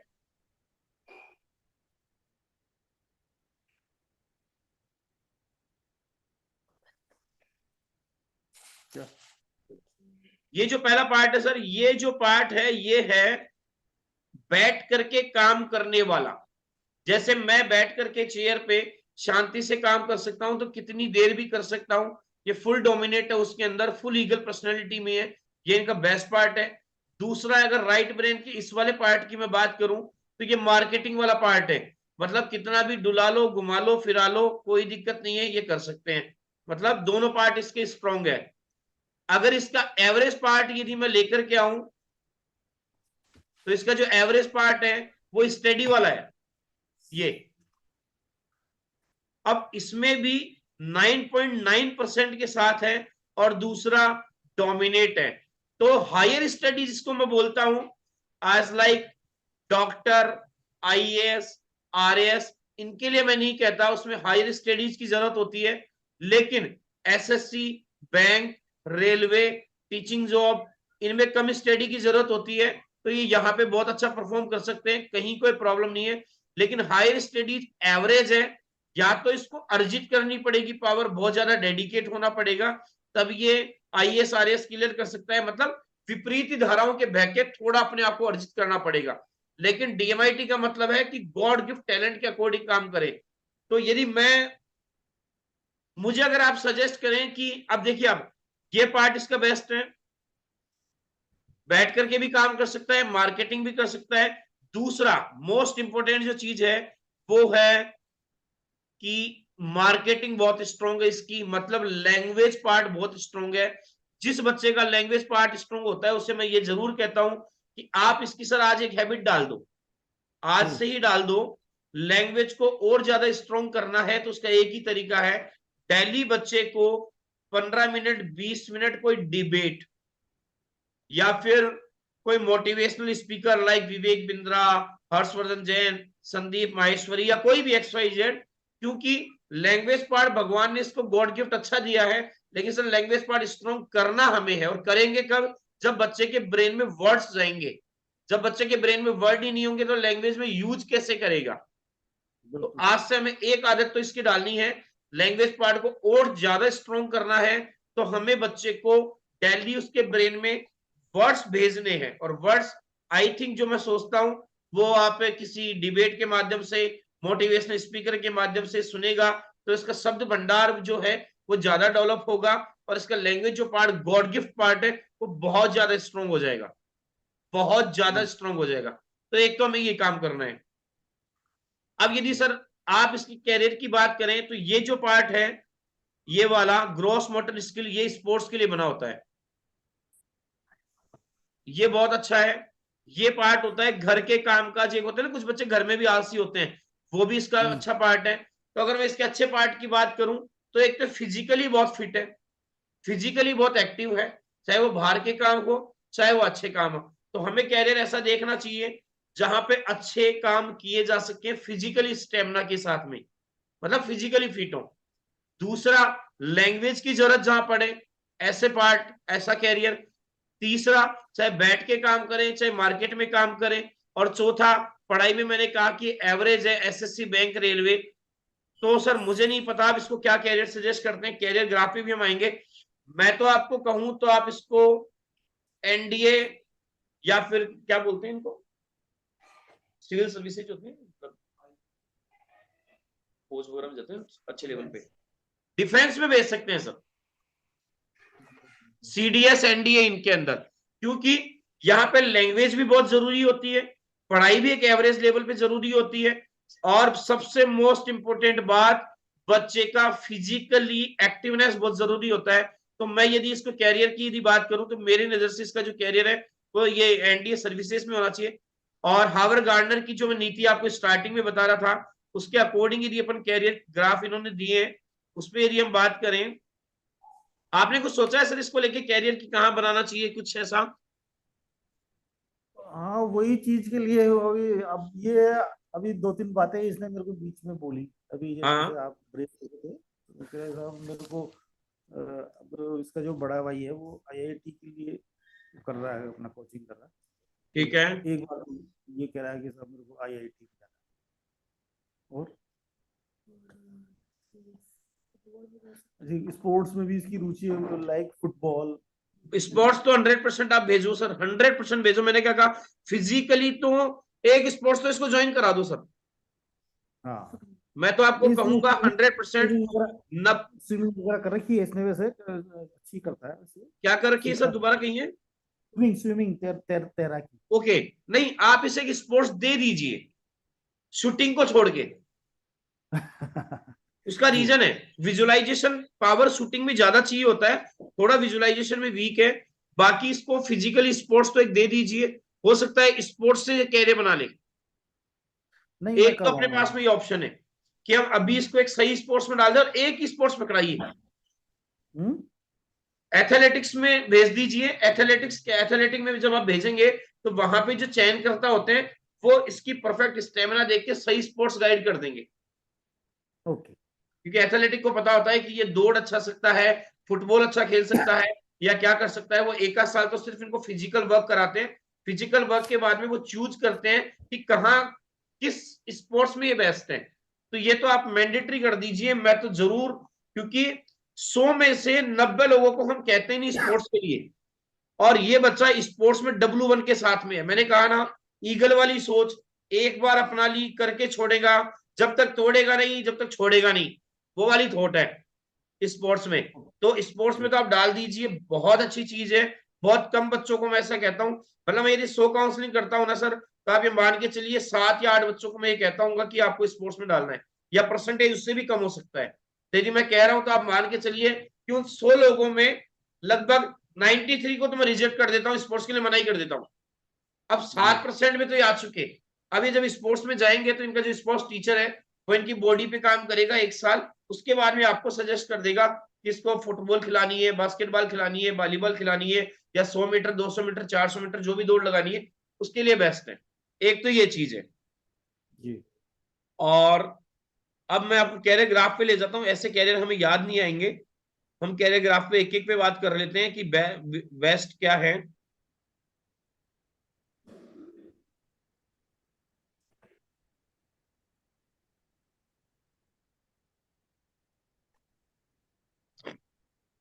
मैंने स्टार्टिंग में ही कहा था सर, एग्रीकल्चर, आप स्टार मार्क भी देख रहे होंगे, नेचर जी।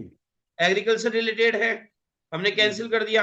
मैंने कहा था विजुअलाइजेशन थोड़ा वीक है, तो इंजीनियरिंग और डिजाइनिंग के लिए भी मैंने मना कर दिया, क्योंकि विजुअलाइजेशन मैंने कहा ना कि गन वाले पार्ट पे नहीं लेके जाना है, कि वहां विजुअलाइज करना होता है। म्यूजिक, यहाँ तो मैं सजेस्ट करता ही नहीं कैरियर, क्योंकि म्यूजिक तो आपको पता है बहुत टफ कंपटीशन आज के टाइम पे। मेडिकल की पढ़ाई के लिए मैंने भी आपको मना कर दिया था कि हायर स्टडी हो जाएगी बहुत ज्यादा, तो वहां पे बहुत ज्यादा इंटेलिजेंस की जरूरत है, जबकि हमारा बच्चा थोड़ा एवरेज है, तो वो उसको डेवलप करना पड़ेगा। वेदर एनवायरनमेंट के लिए मैंने आपको बिल्कुल मना कर दिया, क्योंकि वहां पे सारा नेचर से रिलेटेड गेम है ना। एजुकेशन में बेच सकते हैं इसको, कहीं कोई प्रॉब्लम नहीं है। अगर आपको लगे तो आप लिख सकते हैं, एजुकेशन में हम बेच सकते हैं। और यदि आप रेगुलर बेस पे अगर आप इसको आधे घंटे यूट्यूब चैनल सुनाते हैं, मोटिवेशनल स्पीकर सुनाते हैं, इसकी लैंग्वेज को डेवलप करते हैं, तो मास मीडिया कम्युनिकेशन में बहुत बेहतरीन परफॉर्म कर सकता है, कहीं प्रॉब्लम नहीं है। क्योंकि मास मीडिया कम्युनिकेशन के लिए लैंग्वेज चाहिए होती है, फिजिकली फिट होने चाहिए, मतलब स्टेमिना अच्छी होनी चाहिए, बैठ के भी काम कर सके और मार्केट में जाकर के भी काम कर सके, जो दोनों क्वालिटीज में बेटर है। तो मास मीडिया कम्युनिकेशन भी इसके लिए बहुत बेस्ट है।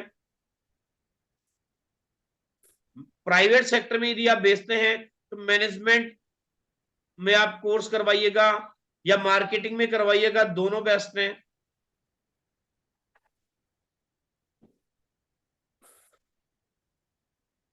तो सर मैं तो यही कैरियर सजेस्ट करूंगा कि या तो एक तो आप इसको स्पोर्ट्स ज्वाइन करा दीजिए रेगुलर बेस पे, राइट सर? Okay sir. आगे 10th क्लास तक आते आते हमें सारी चीज क्लियर हो जाएगी।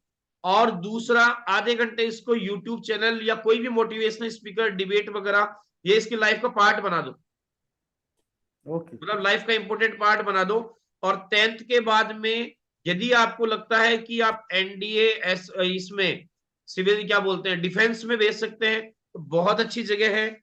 डिफेंस में बहुत अच्छी अच्छी पोस्ट है, जैसे कमांडो बन सकता है, थानेदार बन सकता है, ये पोस्टें भी इसके लिए बहुत अच्छी हैं गवर्नमेंट सेक्टर में। और प्राइवेट सेक्टर में या तो मास मीडिया कम्युनिकेशन, लेकिन शर्त उसके लिए एक है, आपको आधा घंटा डेली इसको शब्दों का भंडार बनना होगा, इसके दिमाग में शब्द भंडार बनने होंगे।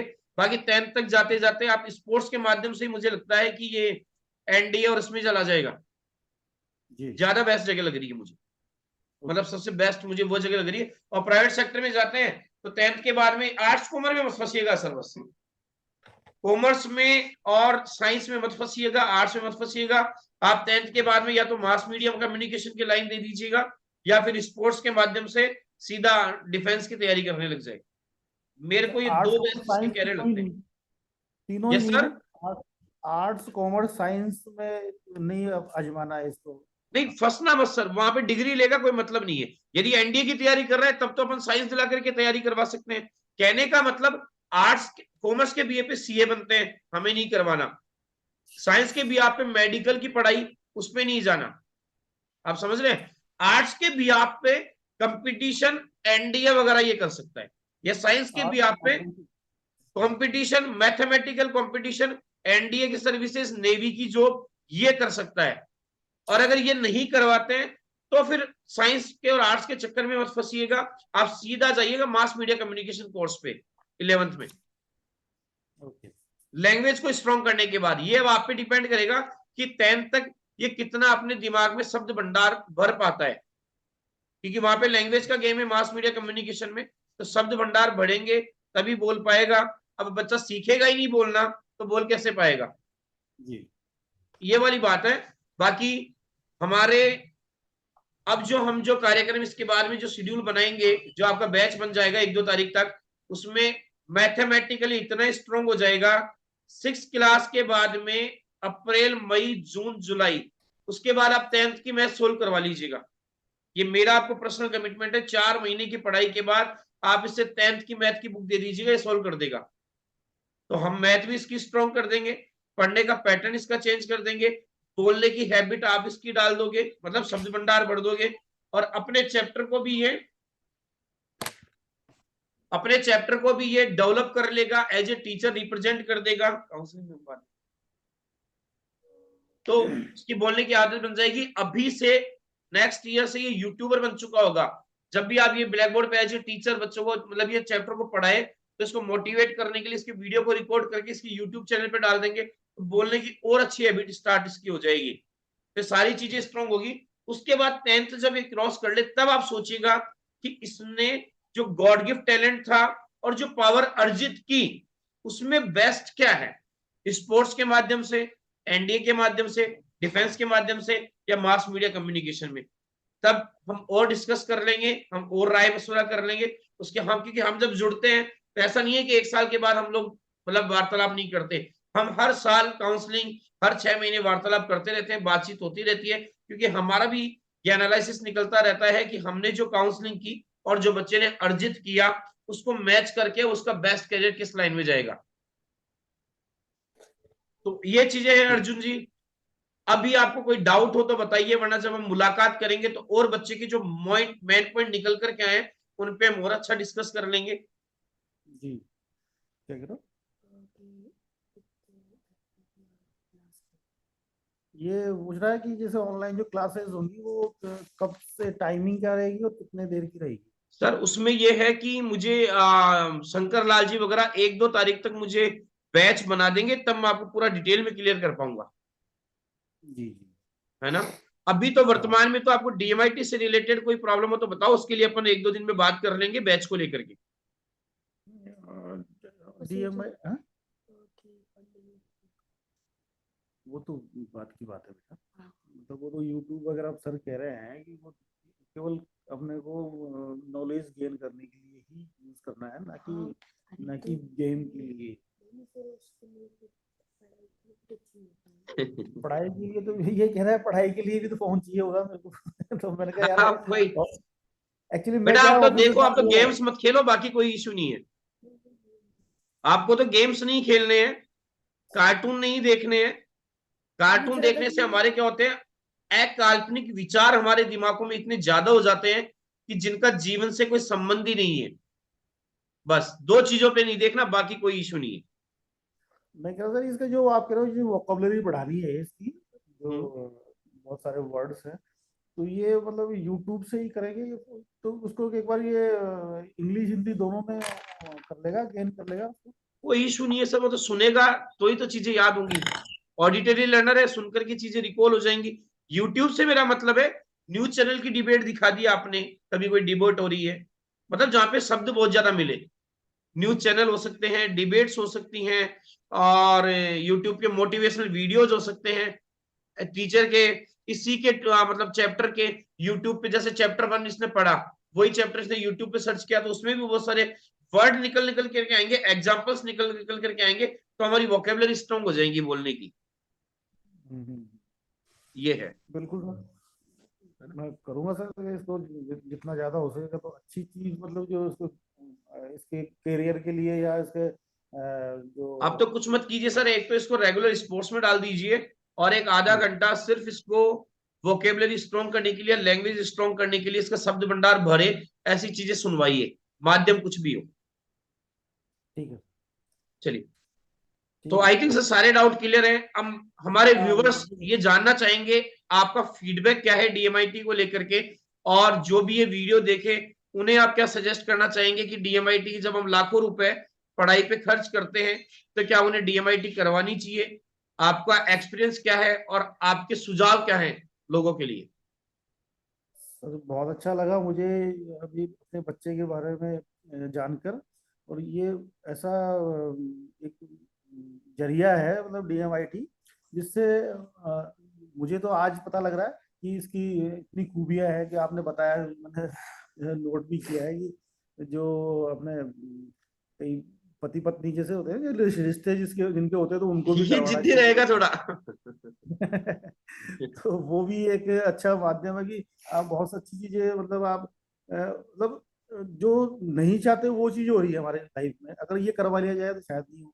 तो ये अच्छा लगा मुझे, और सभी लोगों को, बच्चों को तो स्पेशली करवानी ही चाहिए। और किसी को लगता है कि यार मेरे लाइफ में कुछ अनबैलेंस चल रहा है, या परिवार में कुछ कॉन्फ्लिक्ट हो रहे हैं, तो उनके लिए भी अगर वो चाहे तो ये करवा सकते हैं।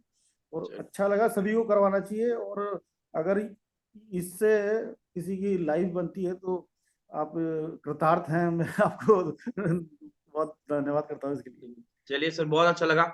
हमारे साथ दयाराम जी हैं। दयाराम जी, आपके भी कोई व्यूज हो? आपने भी पहली बार काउंसलिंग अटेंड की है, कैसा लगा आपको? धन्यवाद धन्यवाद सर, बहुत अच्छा लगा। मैं तो मतलब मेरे सोच से परे है ये चीज आपने बताई। आज मुझे इतनी खुशी हो रही है कि शायद अपन जिस फील्ड में काम कर रहे हैं तो कहीं लोगों का भला कर सकते हैं इसके अंदर। दूसरी बात ये कि रियलिटी अगर कहीं और भी ना देखे, अपन खुद का भी देखे ना, अपने बच्चों का फ्यूचर अपन देख देख रहे हैं, तो उसके ऊपर अपना जो एक टाइम है ना, वो टाइम प्रॉपर बचा सकते हैं। पहली बात, आज कंपटीशन की दुनिया के अंदर जहाँ पे लाखों फॉर्म भरे जाते हैं, वहाँ पे 1 सीट होती है। आप देखो कि 1000 फॉर्म या 1 लाख फॉर्म भरेंगे तब 1 सीट होगी। अभी जैसे कि रीट वगैरह की वैकेंसी है, 15-15 16-16 हजार, मतलब 1600 1500 पोस्ट पे एक पोस्ट आ रही है। तो इस कंपटीशन से निकलने का सबसे बड़ा जरिया छात्रों के लिए इससे बढ़िया हो ही नहीं सकता। दूसरी बात ये है कि अगर कोई भी बच्चा आज गलत संगत में जाएगा, अच्छी संगत में जाएगा, तो उसे अपना पहले ही पता चल रहा है कि अपन उसको कहाँ रोक सकते हैं, कहाँ नहीं रोक सकते, उसको अपन कैसे आगे बढ़ा सकते हैं। ये सारी चीजें अगर अपने पहले को पता चल रही है तो यानी कि वो एक बोलते हैं ना कि रिमोट कंट्रोल अपने हाथ में है, जैसे अपन कंट्रोल में कर सकते हैं वैसे वो कंट्रोल हो सकता है। ये सबसे अच्छी बात लगी। और ये मानिए सर, अभी इसके ऊपर बहुत बड़ा बूम आने वाला है, क्योंकि मैंने आज पहली काउंसलिंग सुनी है, मैंने कभी इतना गौर से कभी सुना ही नहीं था, अब तक तो इतना आप सिर्फ माइंड लेके डीएमआईटी का नाम ही सुनते थे केवल, नाम ही सुना था, कोई कभी रिपोर्ट होगी। काउंसलिंग बिल्कुल कभी ये गया नहीं था इस चीज के अंदर कि वास्तव में रियली में जो काउंसलिंग होती है डीएमआईटी को डी रिपोर्ट आने के बाद क्या हो सकता है। अगर मैं बात करूं सर, आज ये जो काउंसलिंग आपने की है ना, तो मुझे लगता है कि फीस मात्र नाम की है इसके लिए, क्योंकि सर मैं ऐसे आपको ईमानदारी काउंसलिंग से बता रहा हूँ, मैं काउंसलिंग और रिपोर्ट रिपोर्ट के 10,000 रुपए लेता हूँ। रियल ये तो आराम से हमने एक प्रोजेक्ट बनाया है कि इस प्रोजेक्ट के माध्यम से हम सब कुछ दें, हर घर तक पहुंचे। आज शंकर जी को पता लगा, शंकर जी के 2-4 महीने में जब बच्चों में रिजल्ट आएगा तभी तो लोगों को पता लगेगा, लोगों को पता ही नहीं है। बिल्कुल। राइट तब राइट मैंने जाकर के इसको इस तरह से किया है कि हर घर तक पहुंचाने के लिए भाई फीस बिल्कुल खत्म कर दो, नाम मात्र जीरो।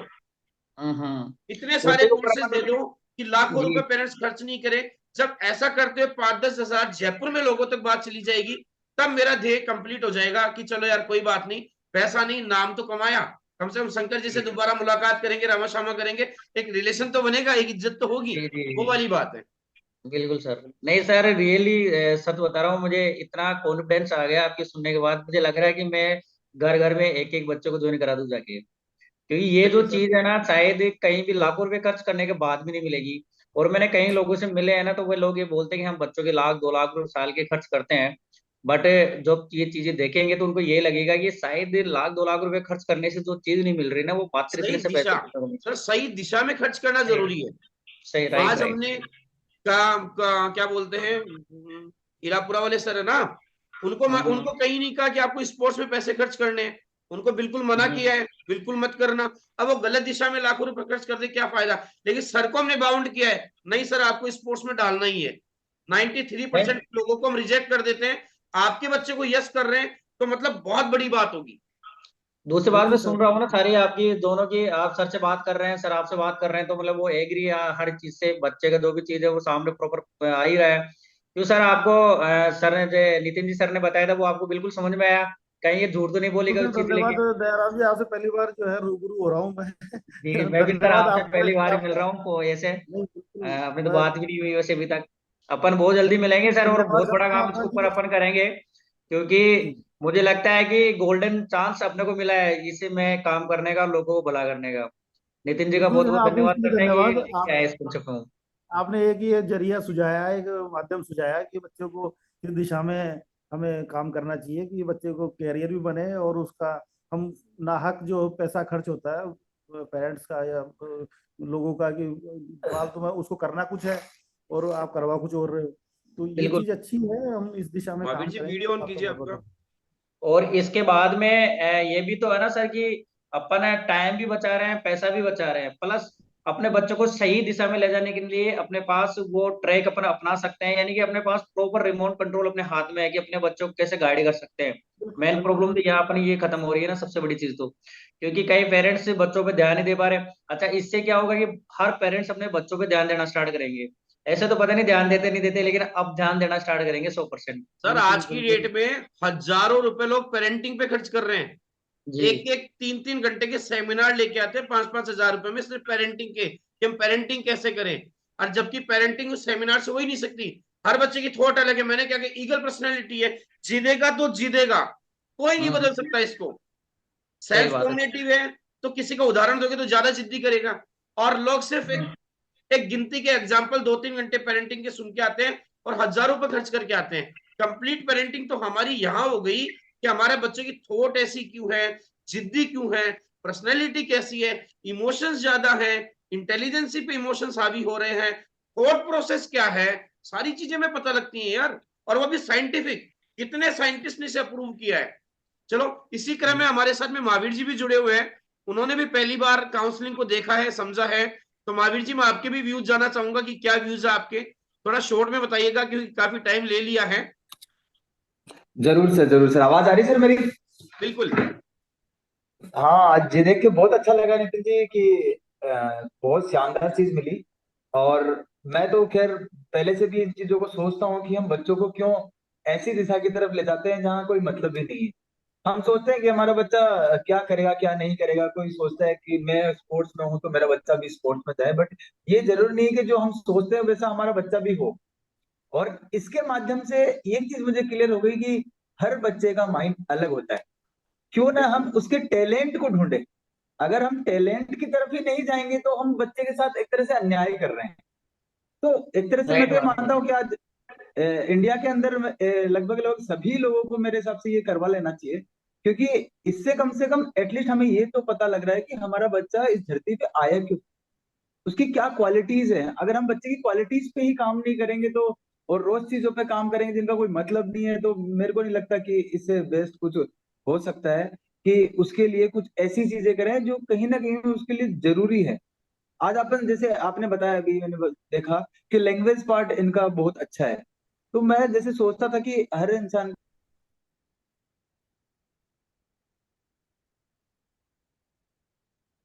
करेक्ट। चीज हमारे यहाँ आ रही है एक से, तो आप सोच के देखो लैंग्वेज लोग कर रहे हैं आराम से 40-50 हजार रुपए सिर्फ जर्मन सीख के, स्पेनिश सीख के, जापानीज सीख के, चाइनीज सीख के, सिर्फ लैंग्वेज सीखते हैं कोर्स से। उनकी डिग्री से कोई मतलब नहीं होता। सिर्फ उन्होंने कोई ग्रेजुएशन की होती किसी से भी, और सिर्फ कोई ना कोई लैंग्वेज कोर्स वो करते हैं। तो अगर इनका लैंग्वेज स्ट्रांग है तो मैं तो एक चीज और सजेस्ट करूंगा कि मैं खुद एजुकेशन फील्ड से हूँ, कि आप इनको। महावीर जी आवाज कट गई आपकी, दोबारा बोले।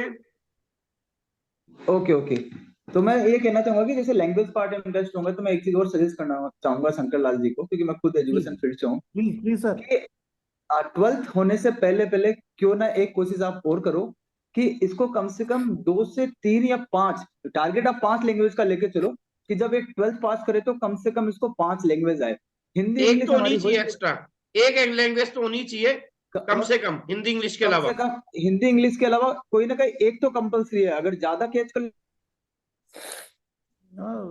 महावीर जी, लेते ये तो। जो जिस जिस जिस स्कूल में जा रहा है ये, वहाँ इनको जो हाँ, थर्ड हाँ, लैंग्वेज है वो फ्रेंच के रूप में सिखाई जाती हाँ, बेस्ट है, बेस्ट है है ना। सर। और जैसे जैसे इनका फ्रेंच कंप्लीट हो जाए तो आप फ्रेंच की इसको भूलने मत देना। उसकी प्रैक्टिस के लिए कुछ ना कुछ, जैसे फ्रेंच की वीडियोज आते हैं, फ्रेंच की मूवीज आती है, उन पे इनको फोकस रखवाना। ठीक है। और इसके अलावा हम्म। जैसे जब फ्रेंच कंप्लीट हो जाए तो कोशिश करना कि अदर लैंग्वेज भी ये सीखे, क्योंकि इनका माइंड बहुत अच्छा स्ट्रॉन्ग है, राइट माइंड डोमिनेटेड है ये। तो मुझे ऐसा लगा, जैसे मेरे को नितिन जी ने बताया सारी चीजें, कि राइट माइंड डोमिनेट होता तो बड़ा क्रिएटिव होगा ये। और क्रिएटिव होगा तो लैंग्वेज में भी कुछ ना कुछ नया क्रिएटिव निकाल के आएगा। बिल्कुल। तो बिल्कुल डेफिनेट सर। तो डेफिनेटली आप इस पे 100%। भी वर्क कीजिएगा, क्योंकि आने वाला टाइम इंडिया का है। और आप मान के चलो कि 10 साल बाद इंडिया वहां होगा जहां हम सोच भी नहीं सकते। तो जितनी भी एमएनसीज है ऑल ओवर द वर्ल्ड, जैसे आज हम अमेरिका की बात करते हैं, जैसे हम रशिया की बात करते हैं, वैसे ही कुछ सालों बाद इंडिया का भी वही हाल होने वाला है। बहुत अच्छा परफॉर्म करने वाला है ये वर्ल्ड फील्ड पे। तो वहां पे लैंग्वेज की बहुत जरूरत पड़ेगी। तो अगर आज से आप अभी कौन सी क्लास में, 5th क्लास में शायद आपने बताया, तो अभी भी, हाँ अभी भी इसके बाद कम से कम 10 साल है। 10 साल में तो आराम से बहुत लैंग्वेज पे बहुत अच्छे से पकड़ कर सकता है। और फिर इसके लिए कोई पैसा मायने नहीं रखेगा, क्योंकि लाख 2 लाख 3 लाख कोई बड़ी बड़ी बात नहीं है कि मतलब ये कमा जाए। उससे भी बहुत ज्यादा ये कर सकता है। जैसे कि हम सुनते हैं कि यार किसी को 1 करोड़ का पैकेज मिला। अभी मैं अगर मेरी राइट। सिस्टर की बात करूं, मेरे मामू से की लड़की है, उसने जर्मन भी की, इंजीनियरिंग भी की, साथ में इंग्लिश भी अच्छी थी उसकी। तो आप मान के चलो उसको 2.25 करोड़ का पैकेज मिला है, और मेरे से 7 साल छोटी है वो अभी। तो आप बहुत सोच के बढ़िया। देखो, हम ग्रेट। पैसों की बात करते हैं, पैसा मैटर ही नहीं करता। यहाँ आज उसकी रेपुटेशन सोचो, आज उसकी शादी हो गई, उसके 2 बच्चे हैं, उसके बाद उसकी जॉब लगी है कनाडा में। आप सोच के देखो कि क्या परफॉर्मेंस है उसका। तो हम बच्चों को करियर पे अगर बनाए तो कुछ अलग हटके सोचे ना, ये सरकारी नौकरी के पीछे भागते रहते हैं लोग, एक ही चीज के पीछे पूरी जिंदगी खराब कर देते हैं। 40-40 के लोग, साल के लोग हो गए फिर भी वो सरकारी नौकरी के पीछे भाग रहे हैं। तो हमें वहां नहीं जाना है। हमें हमारी बच्चे की क्वालिटी, उसके टैलेंट पे जाना है, कि बच्चे का एक्चुअल टैलेंट क्या है। हम उस पर वर्क करेंगे तो डेफिनेटली वो हम अपने बच्चों को सक्सेस कर पाएंगे। बस मैं इतना ही कहना थैंक यू चाहूंगा। सर। बहुत बहुत धन्यवाद थैंक सर, यू आपने महावीर जी। बिल्कुल सही कहा कि इसको जर्मन लैंग्वेज स्कूल में सीख रहा है, लेकिन हमारे फिर डेली यूजेस में नहीं आती। तो उसके माध्यम से फ्रेंच मूवीज, फ्रेंच म्यूजिक या फ्रेंच वीडियो सुनता रहे, ताकि वो लैंग्वेज और स्ट्रांग होती रहे। शंकर लाल जी विशेष तौर पे ख्याल रखिएगा लैंग्वेज पार्ट है, एक स्किल डेवलप हो जाएगी और पैसा स्किल का है, कैरियर स्किल जी। का है, डिग्री का नहीं है। चलिए बहुत अच्छा लगा सर। दयाराम जी कोई लास्ट आपके व्यूज हो, या शंकर जी आपके व्यूज हो, नहीं समाप्त करते हैं हमारी आज की काउंसलिंग को। बस मैं तो सर एक बात पूछना चाह रहा था, जो डाउट्स जो है वो इसके बाद भी अगर होते हैं मेरे को क्या अभी याद नहीं आ रहे, तो मैं सर बाद में बात कर सकता सर मैंने आपको कहा ना कि हम एक दिन के लिए नहीं जुड़े हैं, मेरे नंबर आपके पास में है। आज जी। नहीं, आज के 10 साल बाद भी आप मुझे याद करेंगे, मैं आपको इसी तरह हाजिर मिलूंगा, मेरे पूरे 24 आवर्स 365 डे टाइम और मेरी कंप्लीट गॉड जी एजुकेशन की टीम के साथ। नहीं, बस मैं यही कह रहा था, मैंने कहा अभी याद नहीं आ रहे डाउट्स नहीं नहीं, आप जब बोलेंगे हम फिजिकल मीटिंग भी कर लेंगे। मैंने कहा भी था कि एक सर देखो, आप देखो 2 घंटे की काउंसलिंग है, हम यदि उस दिन काउंसलिंग करते 3 लोगों की तो कंप्लीट एनर्जी भी नहीं दे पाते और प्रॉपर बात भी नहीं होती। आज हमारी वार्तालाप होगी, बहुत सारी चीजें आपके समझ में आ गई। अब जो डाउट्स होंगे वो कभी भी हम फिजिकल मुलाकात कर लेंगे, तो डाउट पे बात होगी, फिर इतने मुद्दों पे बात नहीं होगी। जी। तो कभी भी याद कीजिएगा और कोशिश कीजिएगा सर किसी को शेयर कर पाए, कोई रेफरेंसेस दे पाए तो अच्छा लगेगा हमें। चल रहा है, मेरा 2-3 लोगों से बात चल रही है इसके लिए। बिल्कुल सर। दयाराम जी आपके कोई सुझाव हो लास्ट में? बस सर हमारा तो सुझाव ये है कि आज मुझे वो सारी चीजें थी जो कुछ डाउट थे वो क्लियर हो गए हैं, और इसमें बड़ा काम अपन करेंगे, मिलके करेंगे, सभी लोगों के सपोर्ट के साथ बड़ा काम अपन करेंगे, क्योंकि अपने को ऑल ओवर इंडिया के अंदर इस चीज को लेके चलना है ना। इसमें बहुत बड़ा काम हो सकता है, क्योंकि अपन लोगों के भले के लिए बहुत कुछ कर रहे हैं। आज की काउंसलिंग की मुझे पता लगा इस चीज पे। चलिए और फिर मैं इसको समापन देते हैं अभी। आप सभी का बिल्कुल, बहुत बहुत धन्यवाद, दोबारा थैंक जल्दी यू। मुलाकात करते हैं। Thank you. Thank you thank you sir, Dayaram ji, thank you. Thank you sir Shankar ji.